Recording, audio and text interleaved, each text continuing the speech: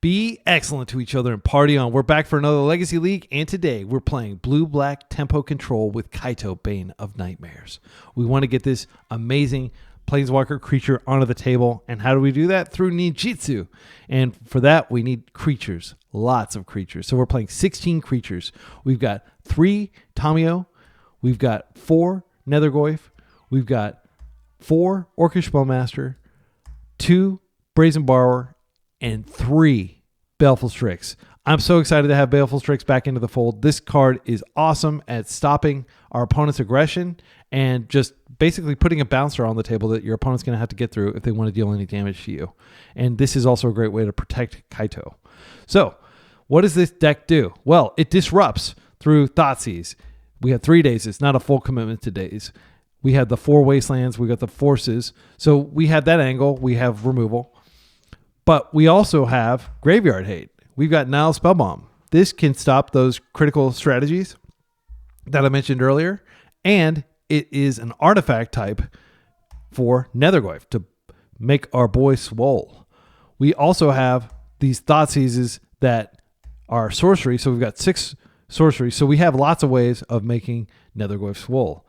The other things to note about this deck are that we have a very strong anti-Eldrazi plan in 4 Consign to Memory and 1 Harbinger. We have good anti-red tech in Hydroblast and Dismember. Dismember is great for killing Magus of the Moon. If they're on the play and they turn 1 Magus of the Moon, you can just use Dismember to kill it without being able to fetch your basics, and then you can fetch them once you've killed it. We have a Force Negation as respect for Oops All Spells and other fast combo. We have 2 additional Thoughtseize, which are great if we're on the play against control decks or against combo decks. And we've got a couple Grafdigger's Cage because you really can't have too much Graveyard Disruption right now. For Chalice of the Void, which we are minimally exposed to, not minimally, but we're less exposed to it than a traditional tempo deck, we have an Engineer's Explosives. So I'm hopeful that we'll be able to clear the path. We'll be able to either beat face with Nethergoyf or we'll be able to hang back and just accrue value with Kaito and Baleful Strix. So we can go fast, we can go slow, but we are going to disrupt and we are going to crush. See you in round 1. Right, round 1, we're up against an unknown opponent. We have a pretty good Thoughtseize hand. This has answers to everything. It even has Wasteland. I'm inclined to keep this, and hopefully they're not on some turn 1 combo. They have already mulliganed. If we get a turn, there's a decent chance we draw a blue card. All right, and our opponent seems to be on Moon Stompy. This is great. I always fetch the basic here. Yeah, I think we fetch the basic and then we Thoughtseize. It is a lot of their hands depend on like a whole lot of mana and then like maybe 1 or 2 critical cards they're trying to get through. So I do think it would be a mistake to waste here, even though like they clearly don't have an explosive play. Okay, there's the Blood Moon. Pyrogoyf can be annoying. They do have Pyrogoyf next turn. I think we just deal with Pyrogoyf. It is something we can kill with Fatal Push and Wasteland, but I don't want to deal with this Blood Moon. Right. Pyrogoyf's going to do some damage. It'll already have like 3 or 4 card types when it arrives. But they are going to commit a lot of resources to getting into play, and I am going to waste this Volcanic Fissure, which means their last land will be a City of Traders. So they'll be in a pretty brittle position, but it is worth noting that Fury is very good against our deck. A lot of our creatures don't have a whole lot of toughness. We may have to take it. But we're going to focus this turn on removing Pyrogoyf and wasting them, so we can stem the bleeding a little bit. My opponent has opted to go slow, which I am totally on board with. I am going to waste one of those lands, and then I'm just going to Thoughtseize them again. And yes, I know that they're...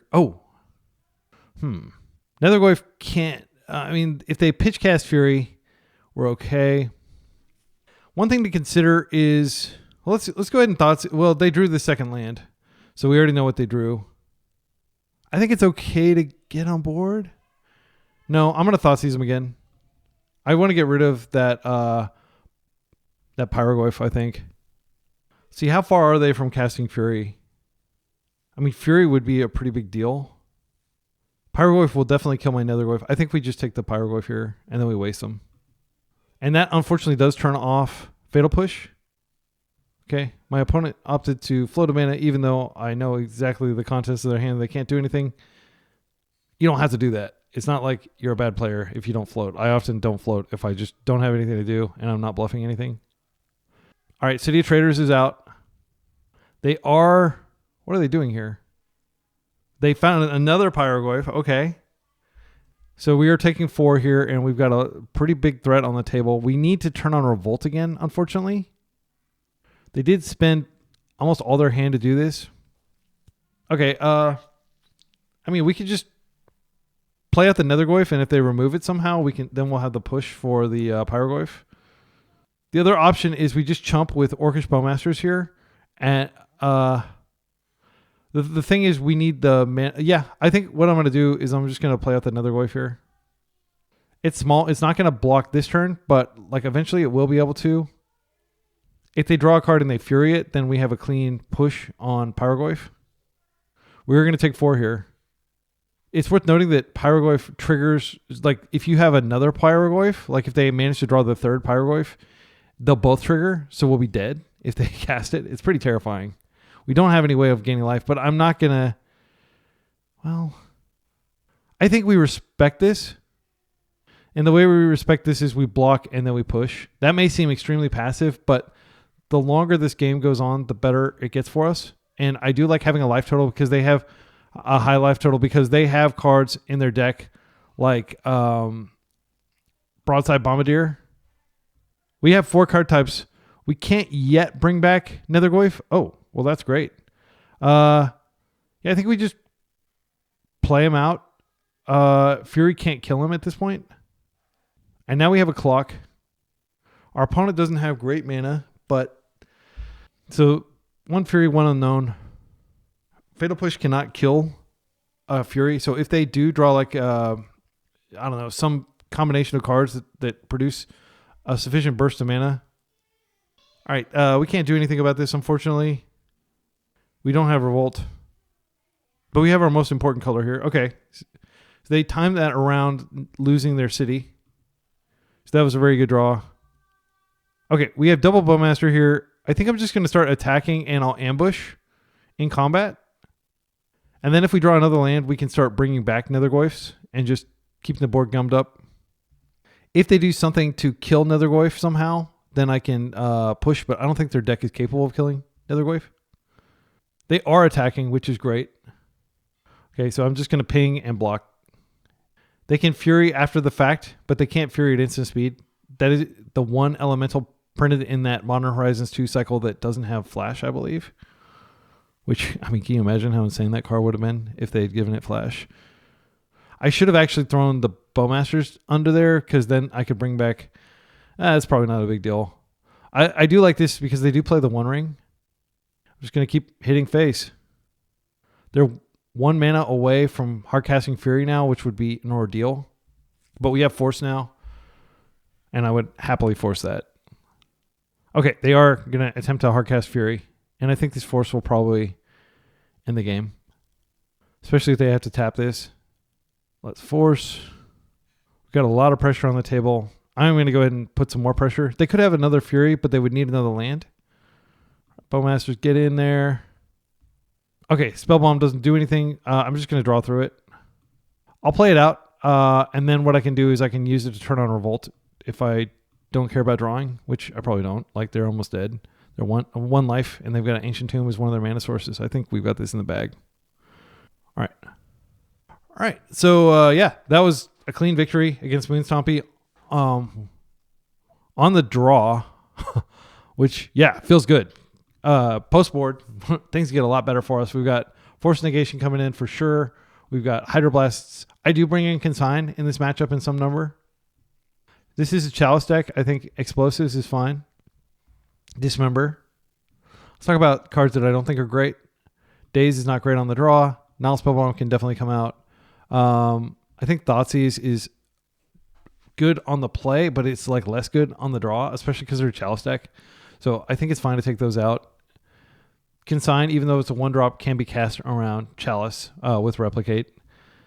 Tamiya's not great in the matchup, especially if they're the initiative version, which we didn't have any evidence of, but a lot of decks play the very powerful Caves of Chaos Adventurer card. I think Kaito's worth keeping in. Kaito can potentially run away with the game. Strix is great. It's just hard to cast when they're constantly trying to Blood Moon you.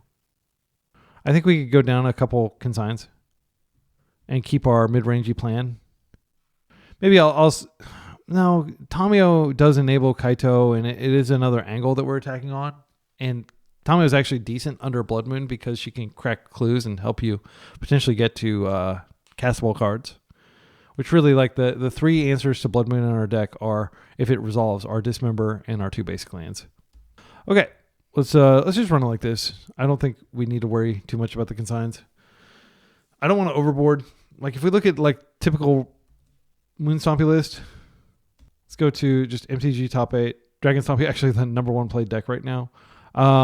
If we take a look at Philip J. Fly, whom I played the other day. Oh, let's see, MTG Challenge. I like to look at the challenge ones. Fury, okay. 4-1 ring.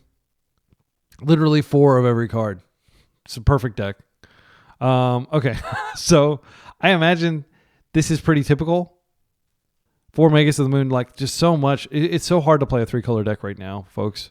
That's one of the reasons like I am playing this instead of playing what I think is a lot more fun, which is the bug version with Witherbloom Command, one of my favorite cards of all time.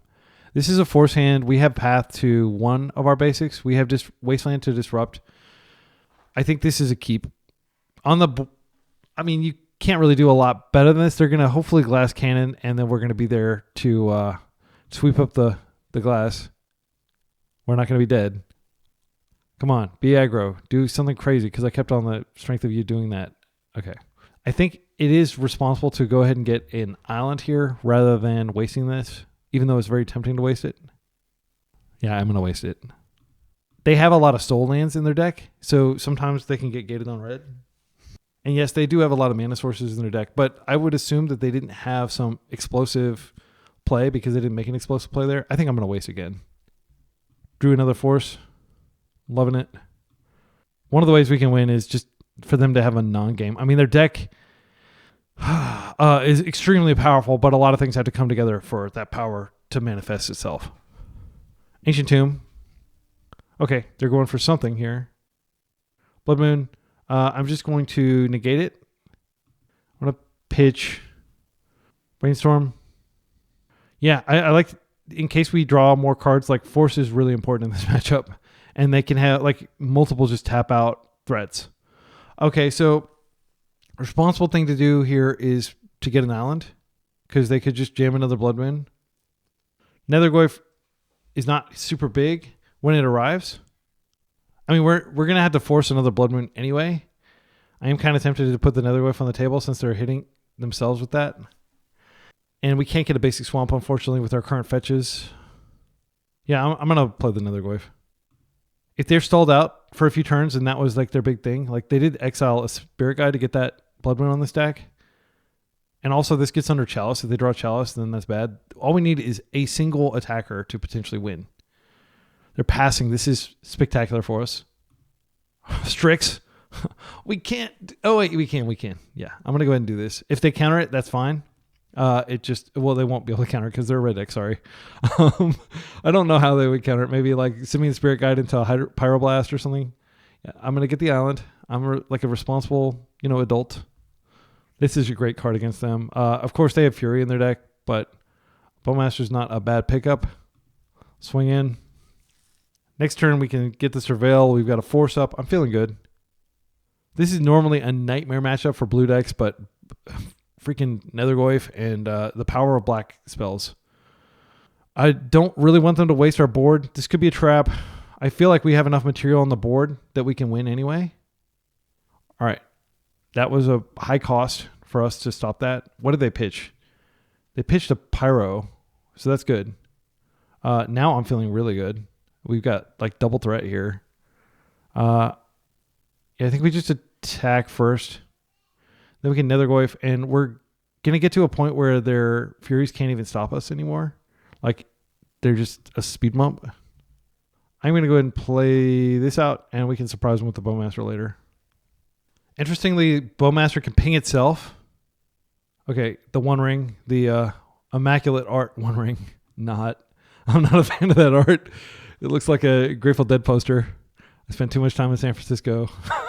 I'm traumatized by Grateful Dead psychedelic, posters from the Hate and stuff. The Hate is an area of San Francisco where there's like a lot of that stuff. Anyway, I'm rambling. Okay, so let's go ahead and Orcish Bowmaster ping, and they are going to get protection, but they're so low in life. Like their mana base is double Ancient Tomb, and they just put out a One Ring. They're going to grow our army. You have your One Ring. I mean, if they have another Fury, it's still good here. It can wipe like our Bowmaster before the army gets too big. They're going for it immediately. Just in case they have a Fury. No, I'm going to ping the army. Sometimes it makes sense to like ping something else, but like they're going to hit 3 things either way. Actually, maybe it was correct to ping the Nethergoyf. Sorry, I'm being pedantic. It probably won't matter, but okay, that's a good draw for later. Let's just chill. See if they can draw out of this. They may have to have back-to-back One Rings to survive. They have 5 cards in hand. If they just have like a bunch of Furies, they can clear this. But the first Fury will make the Nethergoyf bigger. There's the first Fury. Can't stop that. It's going to almost certainly hit the Bowmaster. If they hit Strix, that would be a huge mistake because that puts another type in the graveyard. What they need to do here is Nethergoyf and probably Bowmaster. And then if they Fury again, they can potentially kill my other Nethergoyf. I mean, that still leaves some power on the table. But what options do they have at this point? Like, they can't really cast anything unless they just have like tons of Spirit Guides. Yeah, they are making a bad play in my opinion and making my Nethergoyfs massive. They are very dead on board. Okay. They could draw into like Broadside Bombardiers and throw the ring, and that would be devastating. That would involve them taking some more damage. They found a source of mana that doesn't hurt them too badly. Okay, they're playing another ring. This is fine. They did take some damage to do that. They didn't dramatically increase the number of cards in their hand. If they get greedy and tap this, they should keep this one because they're going to die very quickly if they keep that one. They're just getting the protection trigger. They should reset the ring. Yeah, they do. Okay. Sorry, I know my opponent can't hear me, but I always try to think from their perspective and empathize with why they're making the decisions they are. And that's something that, like, as a kid when I played Magic, I would just be like, yeah, I got them. Like, but you have to understand why you're getting them. And that's the key to like getting better is like thinking deeply about from your opponent's side with the information you have and empathizing with them. And I do think this is such a great draw. All right, we're kicking it. Please go in on, Broadside or something like that I can hydro. They're taking 1. Their life source is bleeding out for sure. Their life force is fading fast, as they say in Gauntlet. One of the classic arcade games that you should go play. Emulate it. Download it. It's probably on Steam. Gauntlet.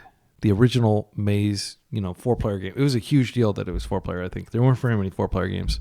And me and my friends would all stand around it and shout at each other, and it was a blast. All right. I mean, if we just force this, what's the worst that can happen if we force this? I don't think anything bad can happen. I'm going to just force it. Now they're dead to their own ring. Yeah, good games. All right, let's go to round 2.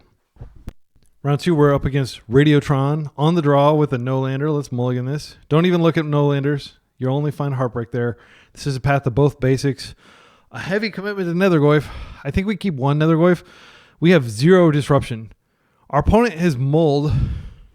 I mean, technically Wasteland is disruption.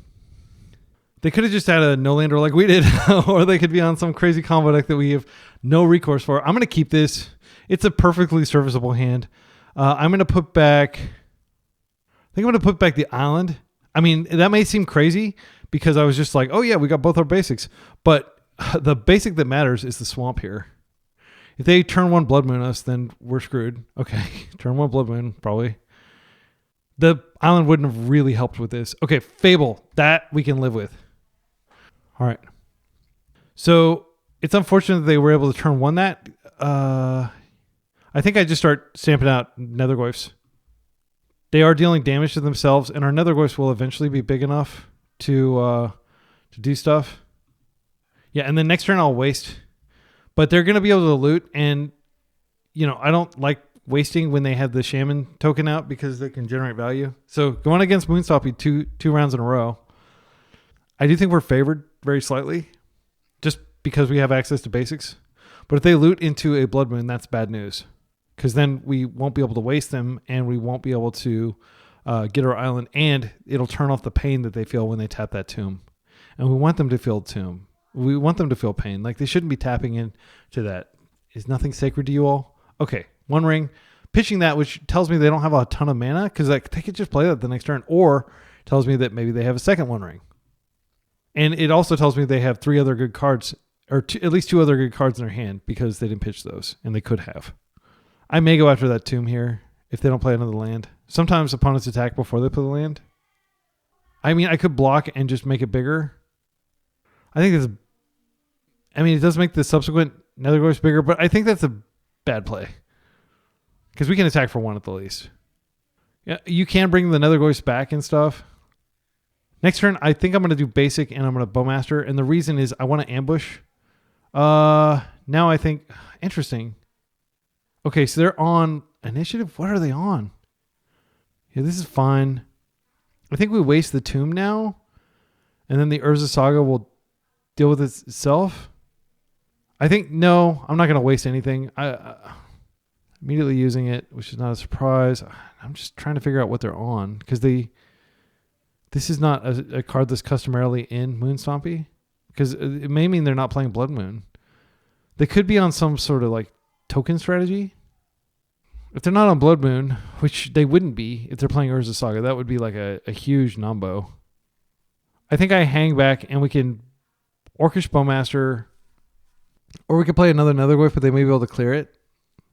Yeah, I'm gonna probably Island Orcish Bowmaster. Like, my opponent could have just brewed this and like thought Urza Saga was good and not thought about the consequence of a complete. Yeah, they're gonna get a construct, but I'm not too worried about the construct. It involves them investing a lot of mana, which they don't really have a whole lot of right now.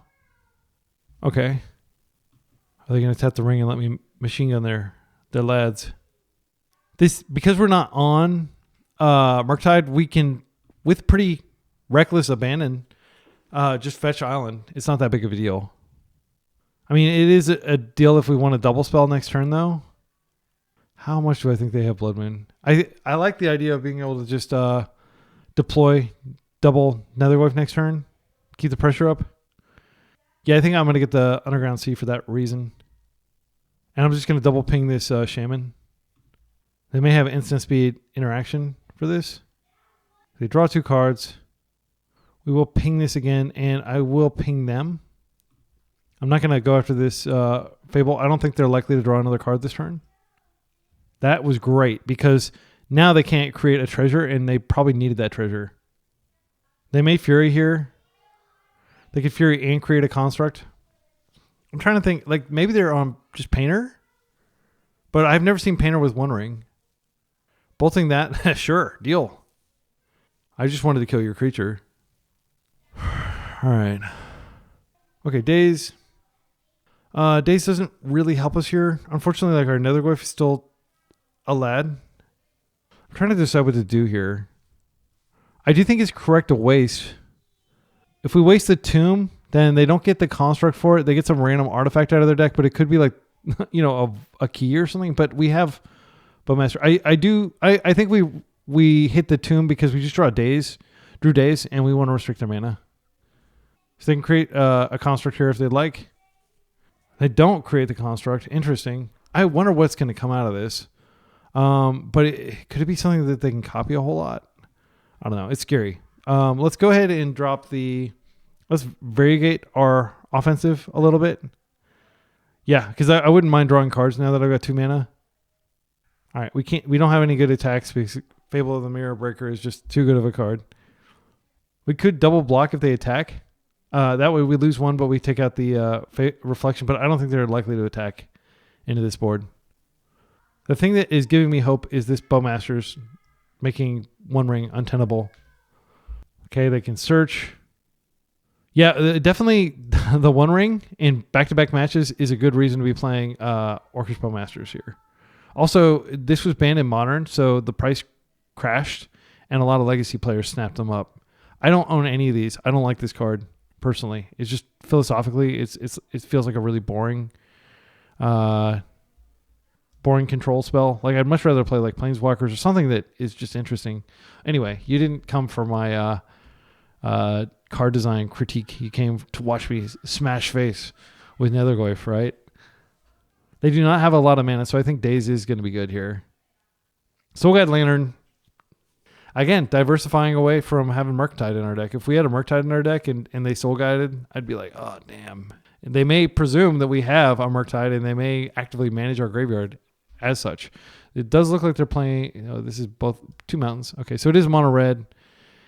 That is a deal. I don't really care about that. That buffs my armies. Now you can Soul Guide if you want, but you can no longer attack in.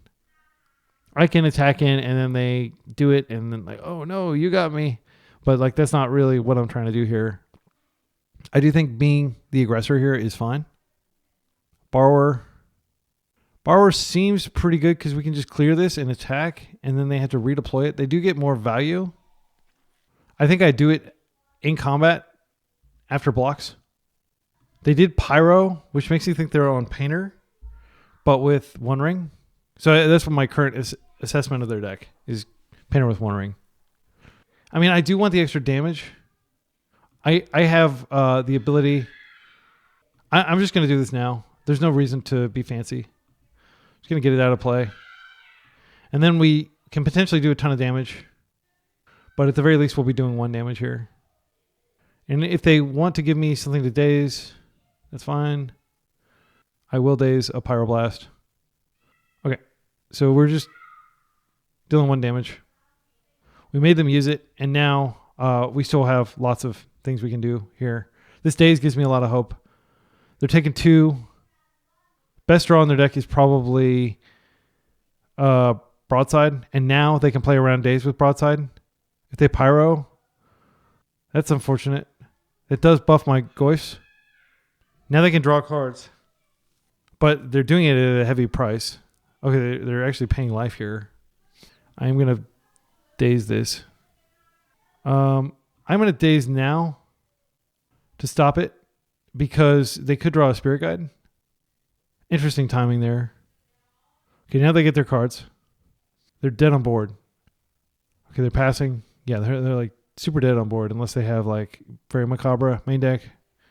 I think I'm just going to waste them. I mean, like, it does do damage to them, yes. This also makes our Nethergoyfs even bigger. Okay, and I'll play another Nethergoyf just in case. I might as well. It's free real estate. Okay, cool.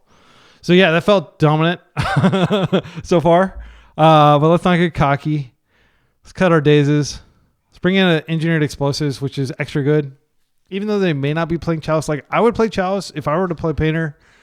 No, you can't play Chalice because the Red Blast is the reason to play Painter. I think Force Negation doesn't come in here, but Hydroblast do. Because I'm not convinced that they're a Blood Moon deck. They may surprise me with Blood Moon. I think Consign comes in for sure, though. Dismember is not the worst. I mean, like, with their dedication to artifacts, I think... And I'm one of those people that doesn't think Nethergoyf or Null Spellbound is particularly good against Painter. A lot of the Painter decks, like, there was this list that went 10-0 at a big tournament from the Everyday Eternal podcast. One of those chaps. They were playing that, and it doesn't even have Welders in it. So, like, these Spellbombs are dead in that matchup. Okay. Cards that are not great against a Hydroblast strategy would probably include Kaito, sadly. As much as I want Kaito to be good here, we never got to 3 mana. Baleful Strix is okay because if it resolves, you actually get a card. It kind of sucks, though. I think Thoughtseize is not as good on the draw. And they are probably playing like Pyrogoyf and stuff like that. Everybody's playing Pyrogoyf.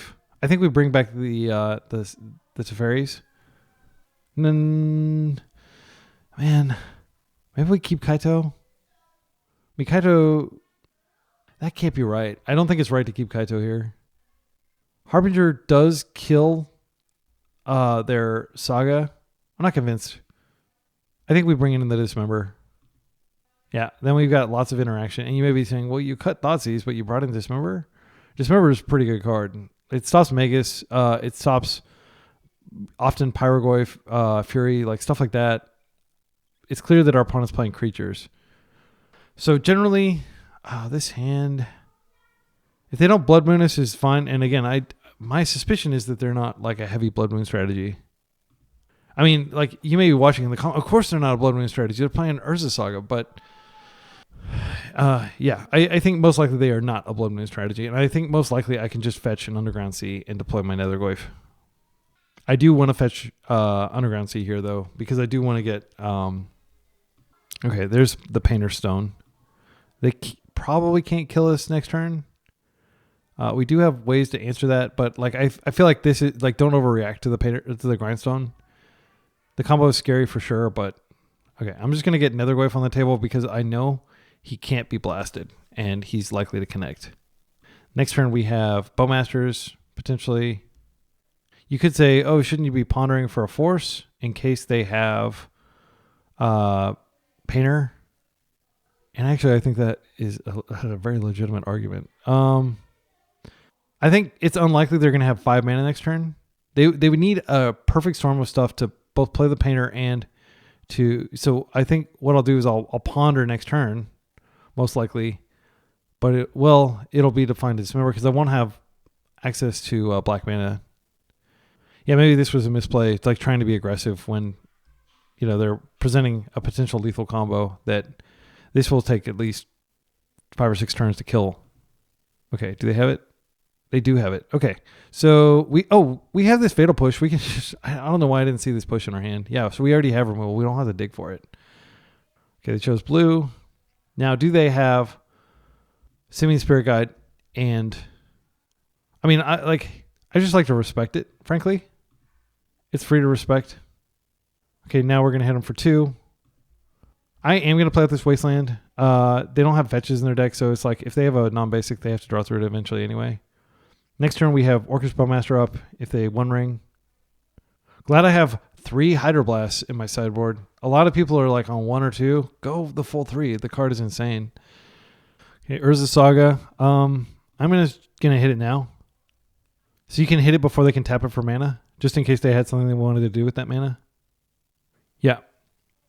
We have lots of 1-drops in our deck. I can definitely ponder for a land. I just don't want them to be able to play like a Fable this turn. Ponder will make our Nethergoyf more stacked. All right, he's a beefy dude. These are great cards, but we really need mana. Force is a great rip. Let's go ahead and start hitting them. So Tamio is probably going to be the pitch to force, although we do have the Tamio combo. We've already got another Nethergoyf clock ticking up, and Tamio is not the greatest in this matchup. Yeah, I think I want to keep my cantrips because if they blast a cantrip, it's not the end of the world. If they blast a Tamio that I've invested resources in flipping, it is. Okay, they're not doing anything. That Wasteland was freaking clutch. They would just be sitting there creating constructs. Strix. I'm going to ponder for land. I do stuff before combat with Nethergoyf out just in case I can figure out a way to get him bigger, which I just did. Check this out. So we're just going to go boom, boom, boom. Okay, very much rewarded for my disciplined play there. If I can compliment myself. I hope you all don't get annoyed when I compliment myself. But we're going to be attacking for 5 instead of 3, which is a huge difference. Let's go! Nethergoyf beats. This card is insane. It's not just a tempo card. Like, it's a really good creature. The fact that it can come back if they deal with it is just like so awesome. Next turn, we've got the Strix up, or we've got Bowmaster boys. If we want to get more pressure, I think we probably just Bowmaster next turn. Another Painter. I am going to respect it. I'm going to respect the fact that you could have like a Lion's Eye Diamond in your hand.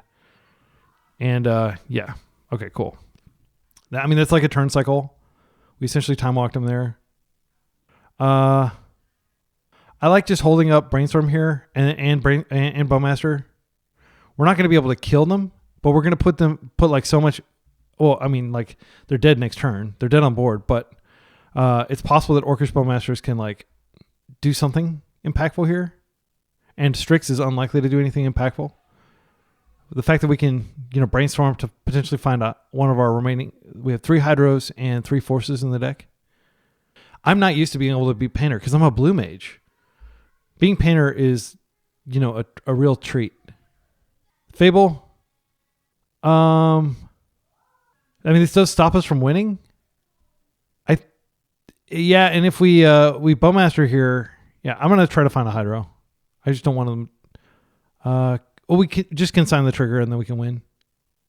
So I'm gonna put these back like that.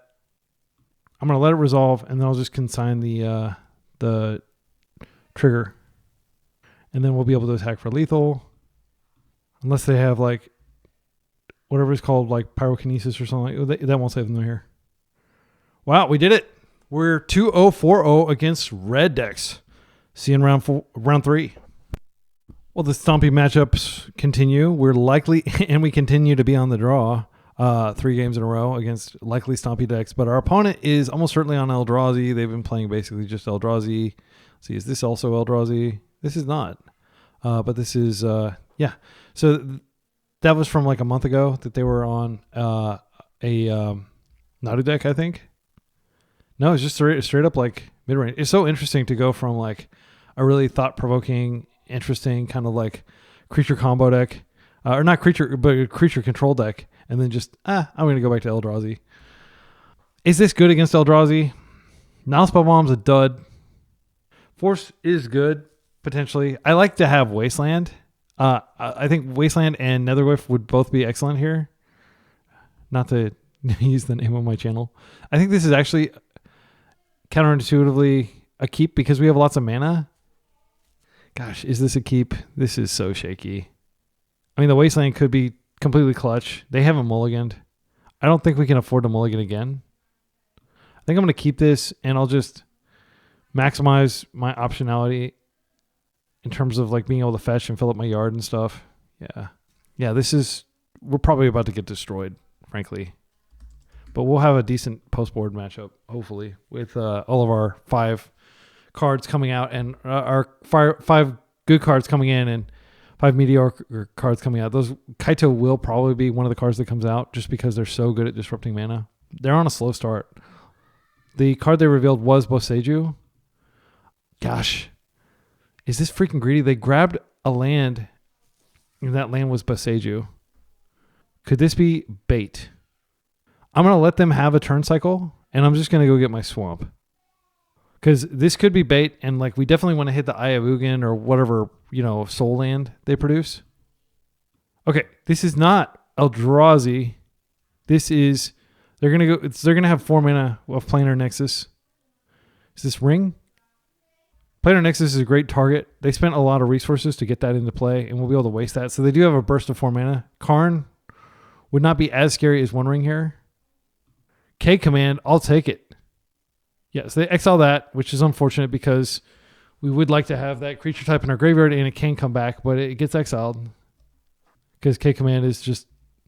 Anyway, if you want to hear a detailed take on K command as a card, Bosch and Roll has some thoughts, but I won't relay them here. Basically, he just says it's a violation of the color pile. He calls it the most offensive card ever printed, and they had another Nexus here. Okay, Disruptor Flute. This is probably going to name Wasteland. So we're against like a 12 post list, which I played. Okay, yeah. Second Flute.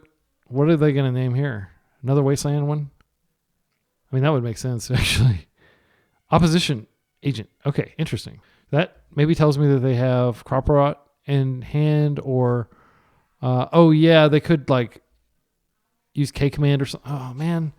So we have lots of things we want to do here. I think pondering for a force is totally legit here. Getting on board doesn't even really matter. I am pretty afraid of what they could do. We could ponder and find a Thoughtseize, which would be freaking sweet. Yeah, I think I'm going to ponder and hope to find a Thoughtseize. I will get a Underground Sea here. I don't think, like, obviously they're not playing Wasteland. themselves, but they could be playing the creature that everybody hates. We found the Thoughtseize, folks. We can shuffle away this land for sure. Bowmasters might be good later, so we will draw it. But what I really am excited about now is Thoughtseizing my opponent. They're clearly teeing up for something big. Oh, wow. So glad we freaking Thoughtseize. I cannot stand this card. Okay, you can keep your Disruptor Flutes. That's fine. Just keep naming random cards that aren't in my deck. That Ponder into Thoughtseize plan worked. I love it when a plan comes together. Okay, what did they find? Once Upon a Time? Sure. They are going to potentially find a lot of goodies. Like basically everything in their deck is a land or a creature. So their hand is Tabernacle, Disruptor Flute. Did they find a Sowing Mycospawn? Is that what happened? Yeah, and like even though we're like playing this is why you keep a land heavy hand. Sowing Mycospawn, what an ordeal. And this, it's not going to be fun. We can at least trade with the Sowing Mycospawn in combat. I think I'm going to deploy both of these this turn. Yeah.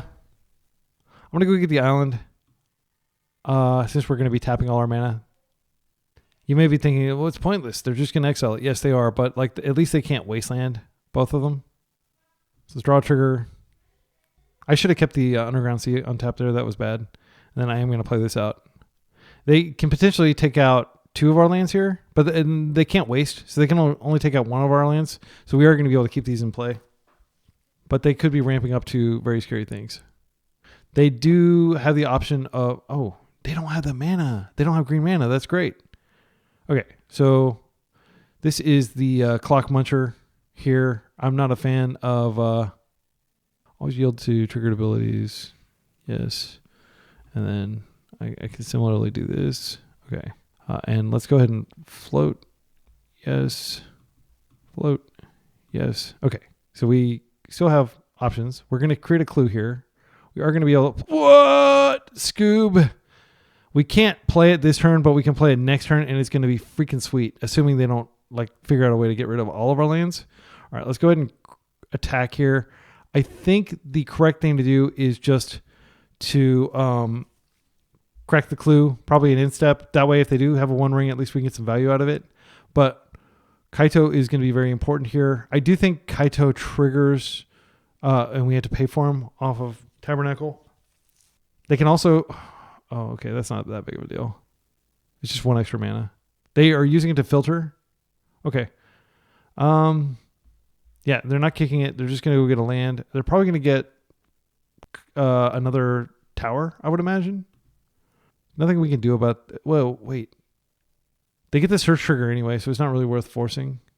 Yeah, I'm gonna see what they get. They get a Cloud Post. Interesting. I mean, yeah, technically it produces 3, but I guess it also complements future Cloud Post, so it is better than getting Urza's Tower. All right. I think the play is to just crack the clue here. Draw closer to like forces and stuff. Okay, so during our upkeep, we do kind of need to let one of these go. You know what? I didn't think about this. Did we play this last turn? We could have freaking flipped Tomio and then she wouldn't be getting taxed. Yeah, if that is the case, apologies, my excellent friends. Okay, so we let this go. We have a backup one anyway. She's already replaced herself.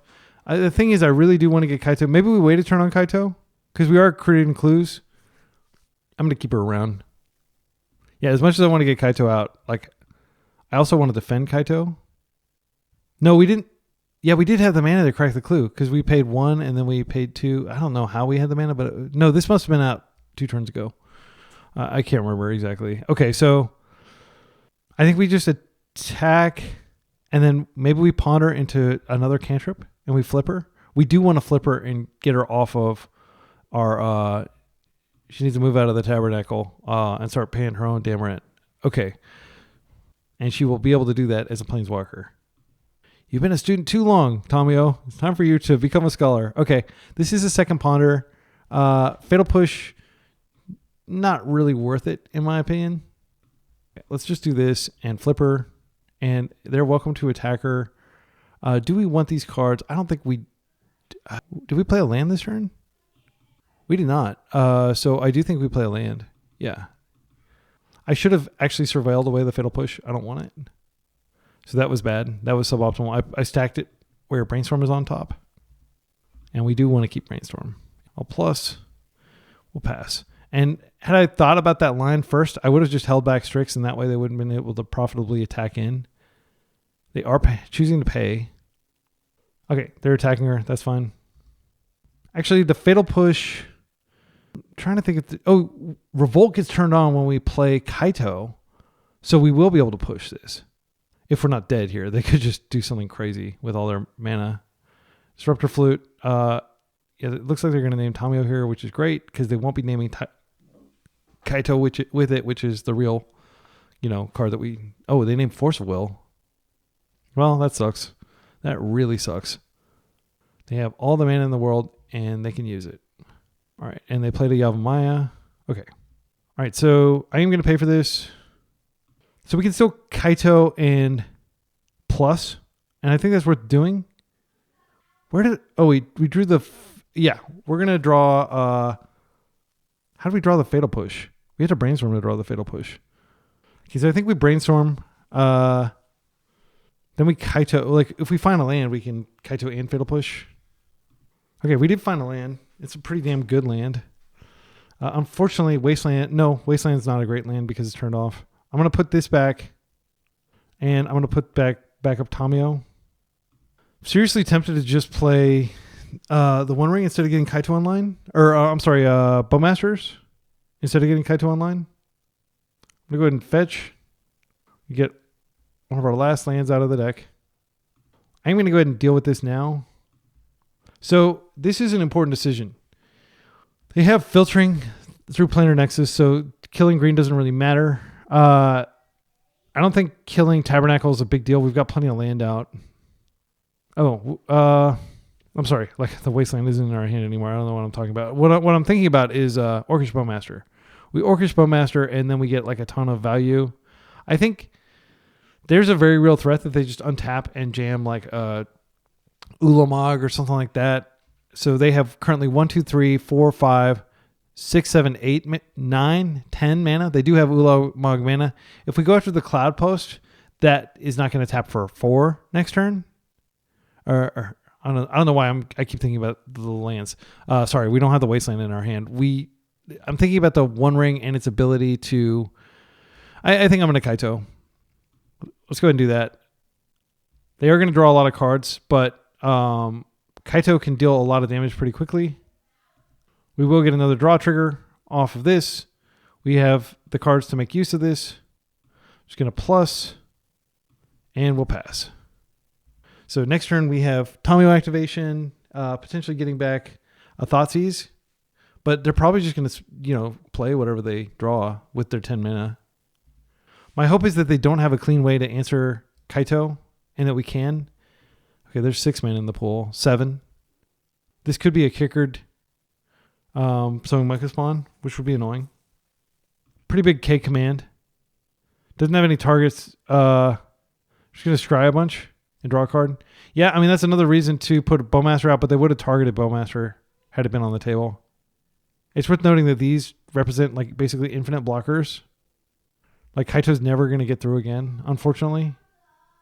So Kaito's kind of he's not going to do anything. He's not going to be able to deal combat damage, so he's not going to be able to draw.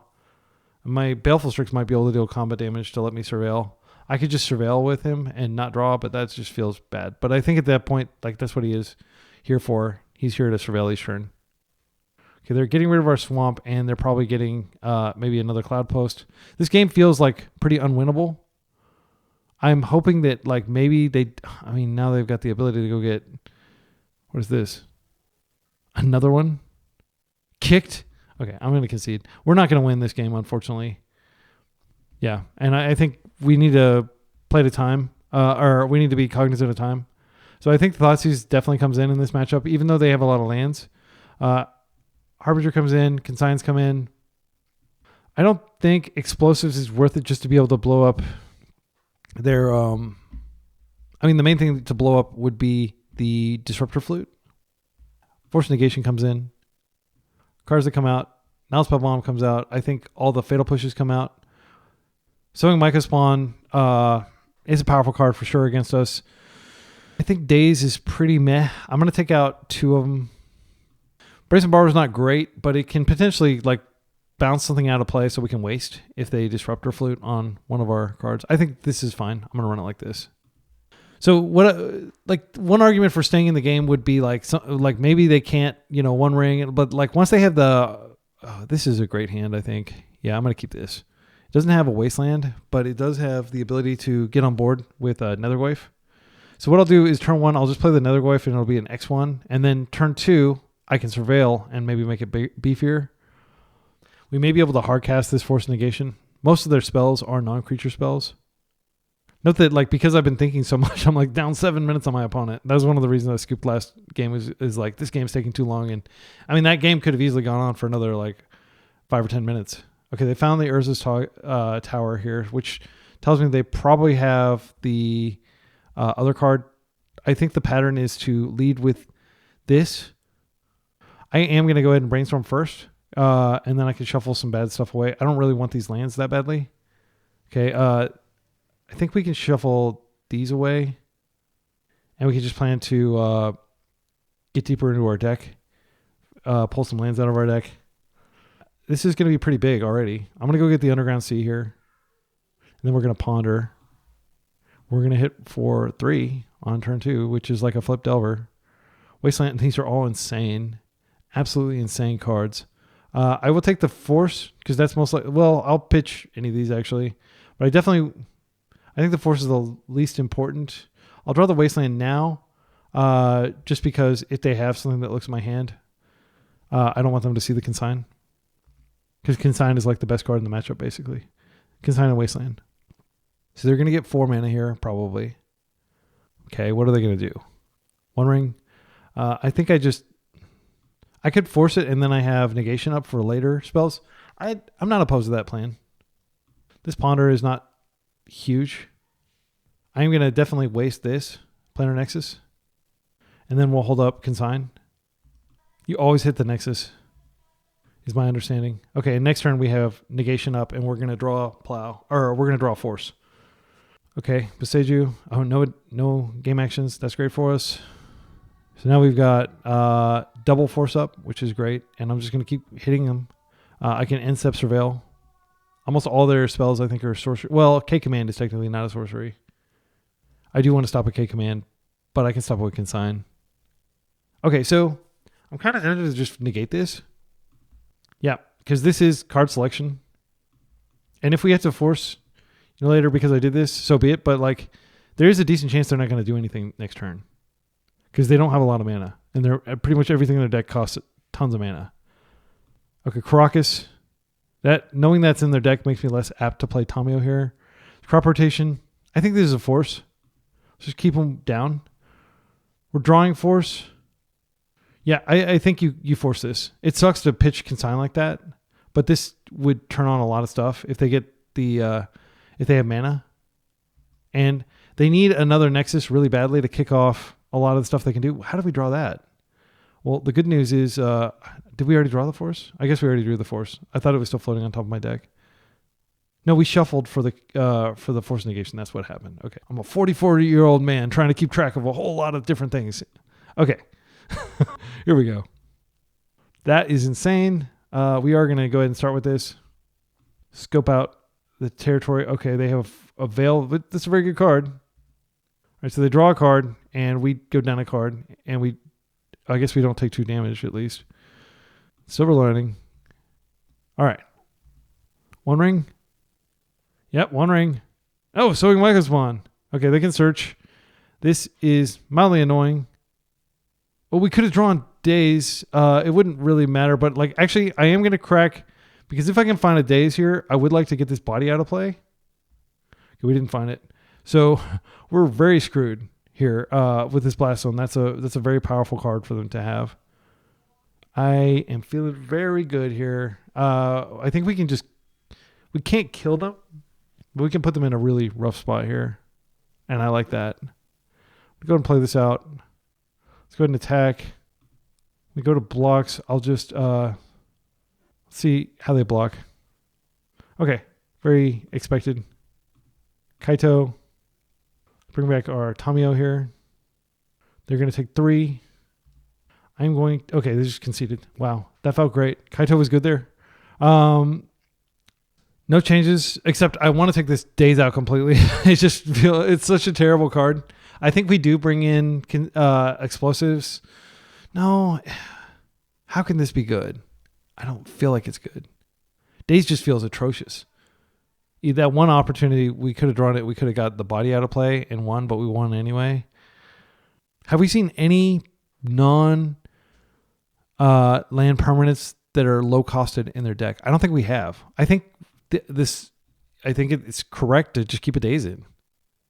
We haven't seen any creatures other than Sowing Mycospawn, which is, it's not worth keeping removal in for that. You just want to deal with the body. We haven't seen Greenstone Zenith. Yeah. Wizards just printed too many good lands. They don't need to play any things that we can blow up with engineered explosives. This seems like a snap keep because we can get Tomio going early. We can waste something and we can just use clues to like pull ahead. We do have the Daze. So yeah, I think this is a keep. Our opponent's going to 6. All right. If they like slow roll a, what's it called? It doesn't matter because it doesn't cost mana. I was going to say, I'm going to Daze the heck out of, this is our turn 1 play. Yeah, we are pretty priced into going on basic here. I don't know. I assume they have like probably 1 wasteland in their deck. Okay. This is great to see. We do have a wasteland. Are they going to name Disruptor Flute? If they play Disruptor Flute, they're going to play it for, a mana value that we can actually Daze. Kozilek's Command is just too good, in my opinion. If they want to dismember one of our creatures, I think that's okay. I'm just not going to play Tomio into dismember. Yeah. So I think Disruptor Flute is likely going to come out this turn. But their hand is not great. They had to mold to 6, and their hand is slow. Bojuka Bog is really weak against us. Blast Zone, obviously not terrible. I am going to Daze this. I want my Wastelands on. Okay, so their hand is currently Bojuka Bog, Dismember, 1 unknown. Okay, so one option is to just hit this, and then they are going to be very slow. I think we hit this because it mitigates the upside of them potentially drawing the Planar Nexus. Other option is we could just, ponder and try to set up force. I just want to get on the table soon. I think double Bowmaster will be pretty good because what are they going to dismember? There are like so many bodies. And that completely dodges Blast Zone. They would have to charge up Blast Zone to kill it. Yeah, I'm gonna go ahead and ponder here. The other option is to Tomio, and if they dismember it, they just did a bunch of damage to themselves, and they're not gonna be able to dismember our... No, I'm gonna ponder. Okay, we found pretty good stuff. What we didn't find is land. Unfortunately, land is the gate here. I don't think we keep these... Like, the fact that they can wipe our graveyard with Bojuka Bog makes Nethergoyf less appealing. I think I'm going to shuffle this. Okay, we got another ponder, which we can use to try to find land next turn. And next turn, we can also waste one of their lands. Oh, they found it. Okay, they found it. We got a ball game. Karn. Okay. He could go get like a Pithing Needle, and then they could Needle Wasteland. They could infer that we have a Wasteland based on keeping of Disruptor Flute. They chose a Disruptor Flute. They can't cast it in time. We're going to be able to hit this. But we don't have anything to do to stop Karn. Okay, so... I think we have to disrupt their mana here. They're going to use Disruptor Flute anyway. I'm going to hit this for sure. I could play out Tomio. They could just blow her up for 3 mana. They may do that instead of dismembering. Oh, wait, they have a Disruptor Flute in hand. We need to remember that. I think the other option is we just ponder and try to find a force in case they do something dramatic this turn. I think that's okay too. Yeah, I'm going to do that. Okay, this is great. Brazen Borrower is not a bad card by any means. Thoughtseize, I think the ship has sailed on Thoughtseize. Like, if they get something important, we'll want to keep the Thoughtseize. And we can just island instead and brainstorm into the Thoughtseize. Yeah, I think what I'm going to do is I'm just going to go like this. We'll do that. Okay. And we're very slow against Karn, threatening to do lots of disgusting things to us, like the Matrix thing, whatever it's called, lattice, mycosynth lattice. Whenever something in Magic the Gathering is related to mushrooms, it is bad news. They name Wasteland. Okay, they're wiping our graveyard. This is why, Murktide, like everybody's playing main deck graveyard disruption. They didn't even board it out. Like, okay. They're buffing. They're just targeting nothing, which I think is correct. They don't want us to kill this. Okay. So if they just jam the thing, then they have 1, 2, 3, 4, 5, 6. They do have Mycosynth Lattice mana next turn. And because they have Dismember, they have the ability to dismember one of our creatures and then we'll never get out from under Lattice. So that's pretty terrifying. The real question is, do we want to keep that Thoughtseize on top of our deck, knowing that all they have really going on over there is Dismember? I think we just... I think I do want to keep it. I mean, we could borrow this out of play. I think I'm going to wait and see what they do. Yeah, I mean, I can always brainstorm the Thoughtseize away if I need to. If they go for like one ring or something, I'll be glad that I have Bowmaster up. This is a chess match right here. Okay, they are going to go get something. We'll see what they get. If they tap out, then they can't Dismember. Ensnaring Bridge. I can't stop that, but I can double ping and we can clear it later. Yeah, that's fine. They did tap out completely for that. Go ahead and do this. I'll wait till they get into the end step. Black, blue, Bowmaster. They've got 3 cards in hand, so we can just cleanly attack and kill Karn. I will ping him. All right. They don't have a land. They might have something else in hand. I think what I'm going to do, I could just go ahead and Tamiyo and then flip Tamiyo. I think that's okay.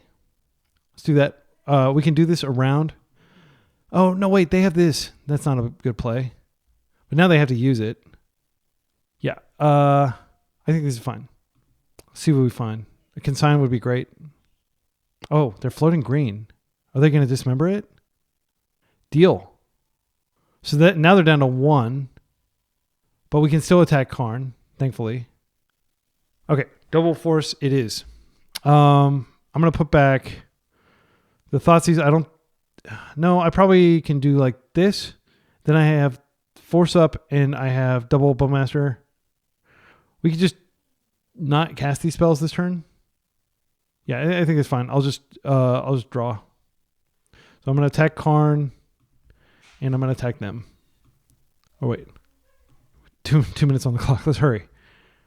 So we'll just bounce this out of the way and we'll kill them with Bowmasters after they don't draw lands. Oh no, they drew the best land. 6 mana. No green mana? Did you mistap? Are you going to Myco spawn my lands? Bye-bye, K-Command. No thank you. Okay, so they are Hellbent, which means if I want to keep pressing, I do need to shuffle this away and hope to find a land here. I'm going to surveil. I should have done this. I had the option to do this at the end of last turn. I should have done that. Also, I should have grabbed a basic. Okay, so I think what I'm going to do here is I'm just going to bounce this out of play, get it in, waiting in the wings, and then it's just attack for 2. Then next turn we can attack again. They can play it out, but they're doing it, to the detriment of casting stuff that they want to be casting. They found another land. They've got so much mana. Now we basically need to alpha strike them. They can just hang back forever. I'm just going to cast this right now. They can, use Blast Zone. I'm going to F6. 1 minute, 22 seconds on the clock. Next turn, I'll cast this, and then I'm going to try to build up enough of an army that I can kill them. I think they are going to blow these up. I don't think we're going to be able to kill them in time. And I feel like they're just a few top decks away from winning anyway. Like K-Command, they've got so many insane top decks at this point. Wasteland doesn't matter. I'm just going to pass. And what I can do... Oh, I could have attacked with the freaking Bowmasters. That was a mistake. They would have blown them up. Yeah, they're blowing them up. Oh, they're waiting. Okay. Well, I would have forced them to do something there. Oh, that was a bad play on my part. Get this out of exile. We can now bounce and... I'm going to see if I can get them to blow up my Bowmasters here. Okay, they do. I'm going to just pass. What I need to do is draw like a brainstorm so I can get a force to be able to force this on the way back down because I'm not going to have enough interaction to stop it. Yeah, I think I waited way too long in game 1 and I should have conceded earlier. Nothing I can do about this, unfortunately. Yeah, if I can bounce this out of play and then they're going to get a really good card probably for the top of their deck, like an Emrakul or something. Candelabra, that's fine. That doesn't even matter here. So we need Brainstormer to force. This doesn't work. It would be great if we could get that out, but we can't. 38 seconds.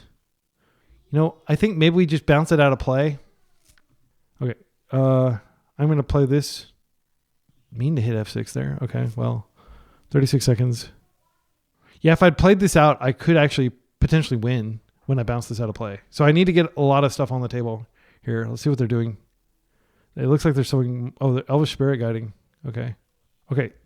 We now have the ability to force on the way back down. I am going to instep bounce this so I can get 2 attacks in. They are doing something here. Fail. Well, unfortunately, I think I lose. I need that out of play. It's not going to be enough. Like, I'm trying to think of the sequence of draws in 15 seconds. Yeah, we're dead. Oh, we have to pay for... Yeah, I'm just going to concede. Like, I wasn't going to be able to get... I forgot that they had the... I guess they played the Tabernacle there. Yeah. I'm not happy with my play, frankly. I feel like had I had more time, I could have just been very patient and like waited for the exact moment to bounce it out. But like the clock... Yeah, and that's on me. So sorry you had to see that, but it happens sometimes. See you in round 4. Hey, we're up against a fan of the channel, Swaggo Hot. Good luck, have fun. We have a pretty good hand. Swaggo Hot is a blue gamer, a tempo gamer.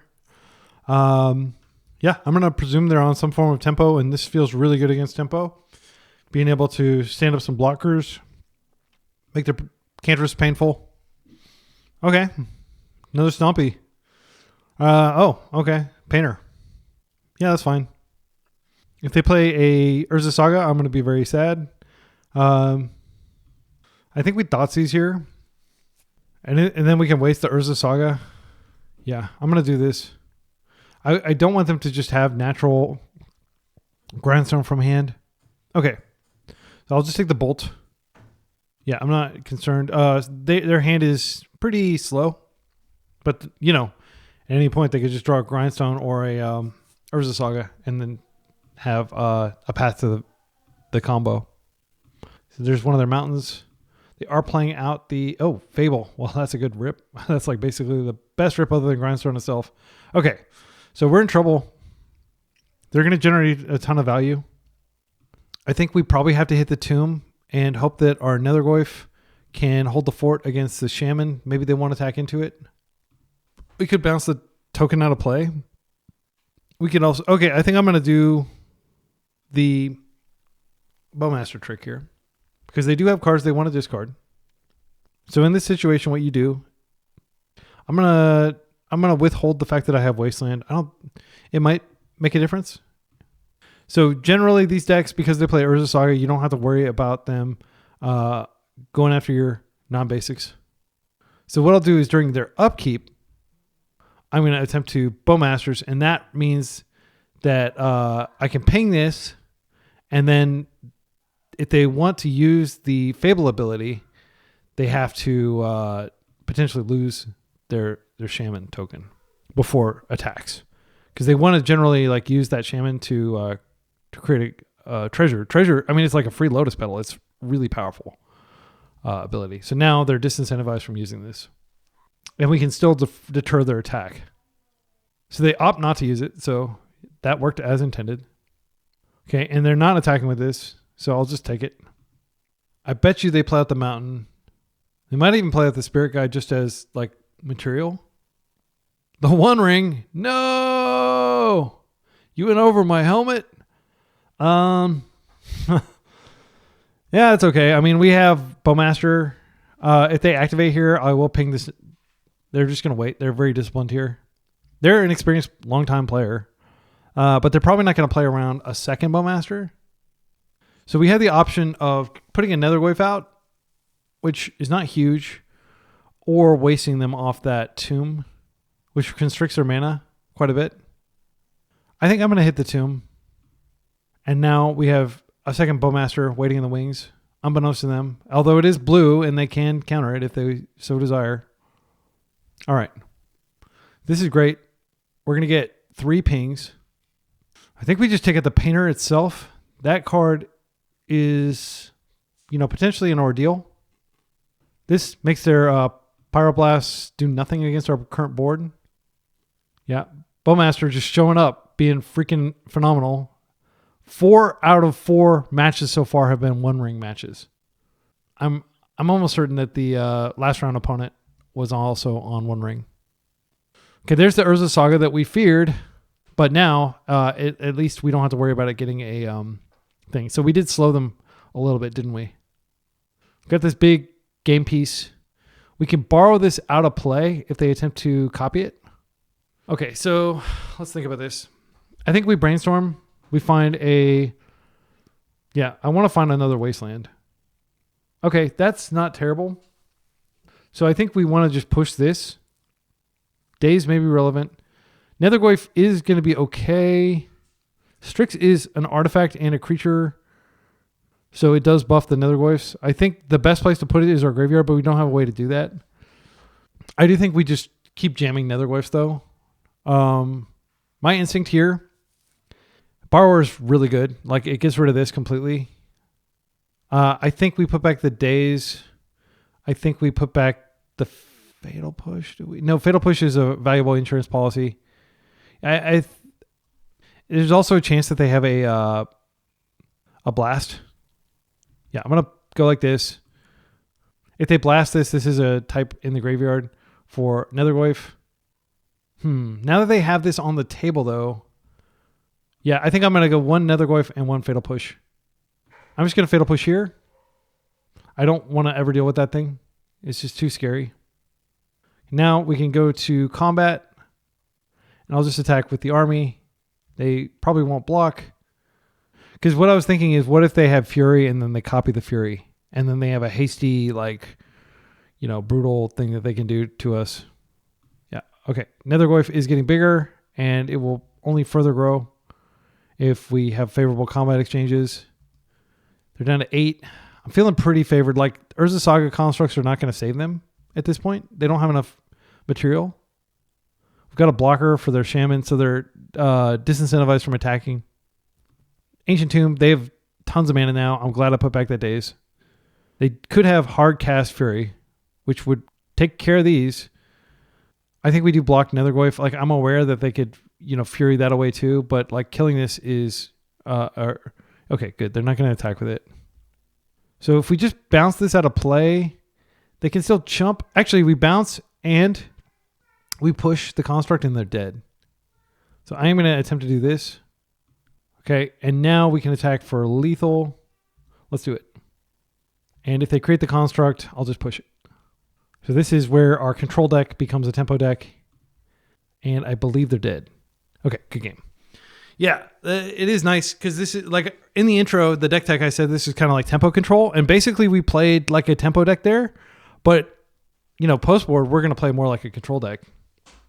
We are going to bring in the Thoughtseize. I think it's really good against Painter. Hydroblast,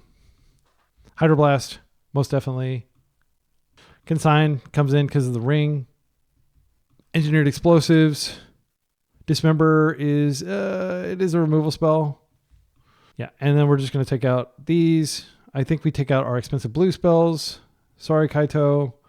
I think Strix is pretty meh too. Like, it does trade with constructs, but against this deck, I don't even like to play Days on the play. Or we're on the draw, but I probably won't bring it back in.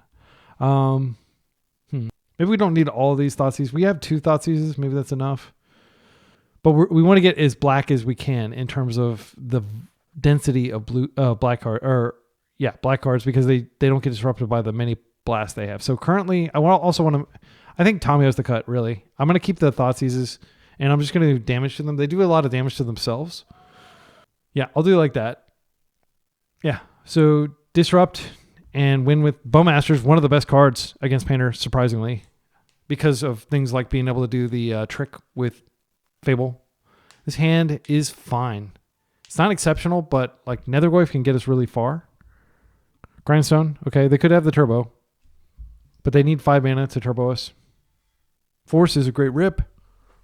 I am just going to... Do they have anything that can do 1 damage? I don't think so. I think I can just play out this Nethergoyf. Next turn I can cantrip and I can play a second one. But I do want to be attacking for 2 next turn.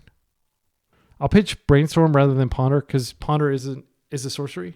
And I do want a sorcery in my yard. Okay, Ancient Tomb. I'll stop Fable for sure. Oh, whoa! Big spell, big spell. Yep. Glad that I drew that force. My goodness. Okay, wow. That would have been devastating. This early in the game, like it's late game, it's not as bad, but like early game, if they get that, it's potentially devastating. Okay, so I'm going to start by pondering here. I'm looking for another force or a Hydroblast. Okay, force is perfect. Engineered explosives is not bad, but we don't need it, and I need to get a card in my yard. Okay, this is just like we're perfectly curving out here to be able to do massive damage and hold our opponent back. We're tempoing them so hard on the draw. Just in case they brought in Blood Moon, which I seriously doubt, but sometimes they do bring in Magus to the Moon. I do want to keep black up. Yeah. Since we are not playing Murktide, we have the luxury of not getting double blue. The only thing double blue is necessary for is casting the back half of Brazen Borrower. I'm going to force pretty much anything they put on the stack here. If I force this, I'll feel like a fool. I'm not going to force that. Okay. They make our Nethergoyf's less powerful. We have another Ponder. It's fine. It can come back. It does buff the other one. Now they're probably going to hit it.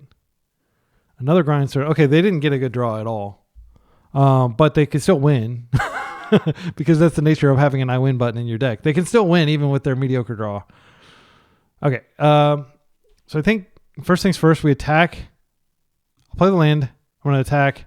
And then we have the potential to surveil in combat if they shrink our dude. And like if they're going to fire it off, this would be a good time to do so.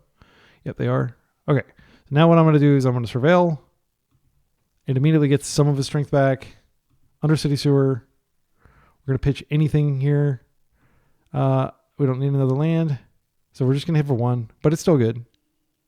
And now I can ponder, but I'm going to fearlessly ponder, and I'll just grab a blue card here. I do want to get my mana under me. Okay, we have an excellent blue card to choose. We can also potentially engineer explosives away several of these cards. So I don't need the Fatal Push right now. I'll take the Hydro now. And if we force, it's not the end of the world. We can... we don't want to EE because it blows up our Nethergoyf.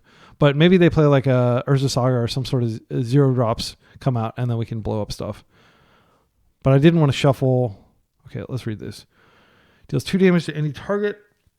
Sacrifice another artifact. Create a 3/3 colorless...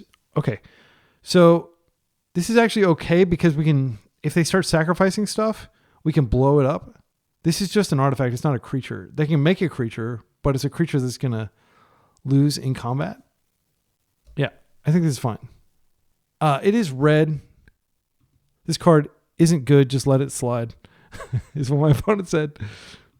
They do 2 to us. All right, and then they're just passing.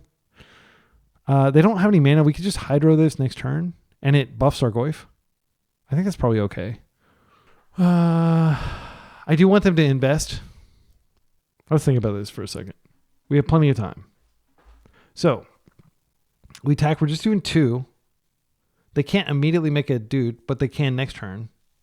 We can just push it, and then suddenly we have instants. And they're going to get rid of these grindstones, which we can potentially blow up. If we Hydro this, though, we do get an extra damage, and we don't have to worry about those, and they're just doing nothing.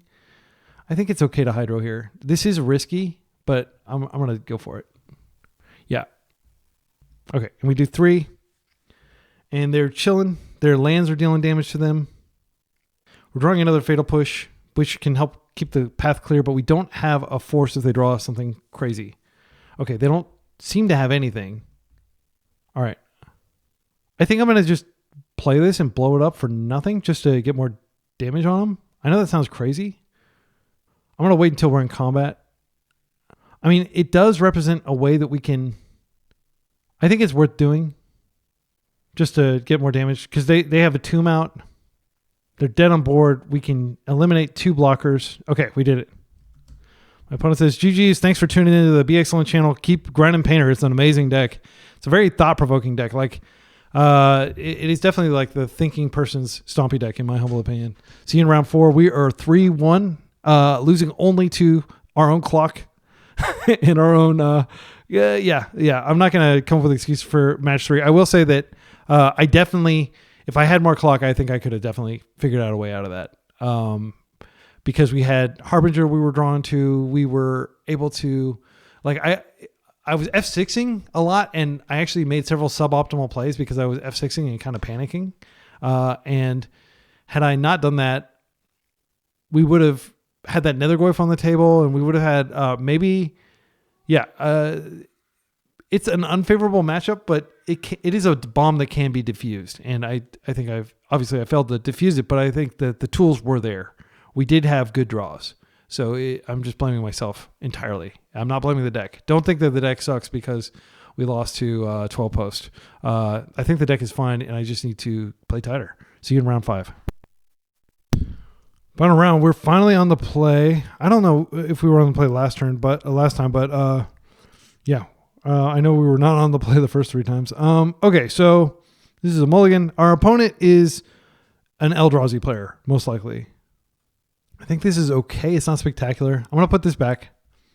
If they're on Eldrazi, I don't expect graveyard to matter too much. I am going to go ahead and fetch a basic just out of respect for Wasteland because we're going to need all the mana we can get. And I'm going to Tamiyo. So I think they've always played Eldrazi, but it's been a while. You know, maybe they're not on it, but I've got a force hand, so it's okay. We will manage. That's what these blue decks do, is they manage. There we go. Frequent guest on the Be Excellent channel. Ancient Tomb. This is fine. This is just ramp.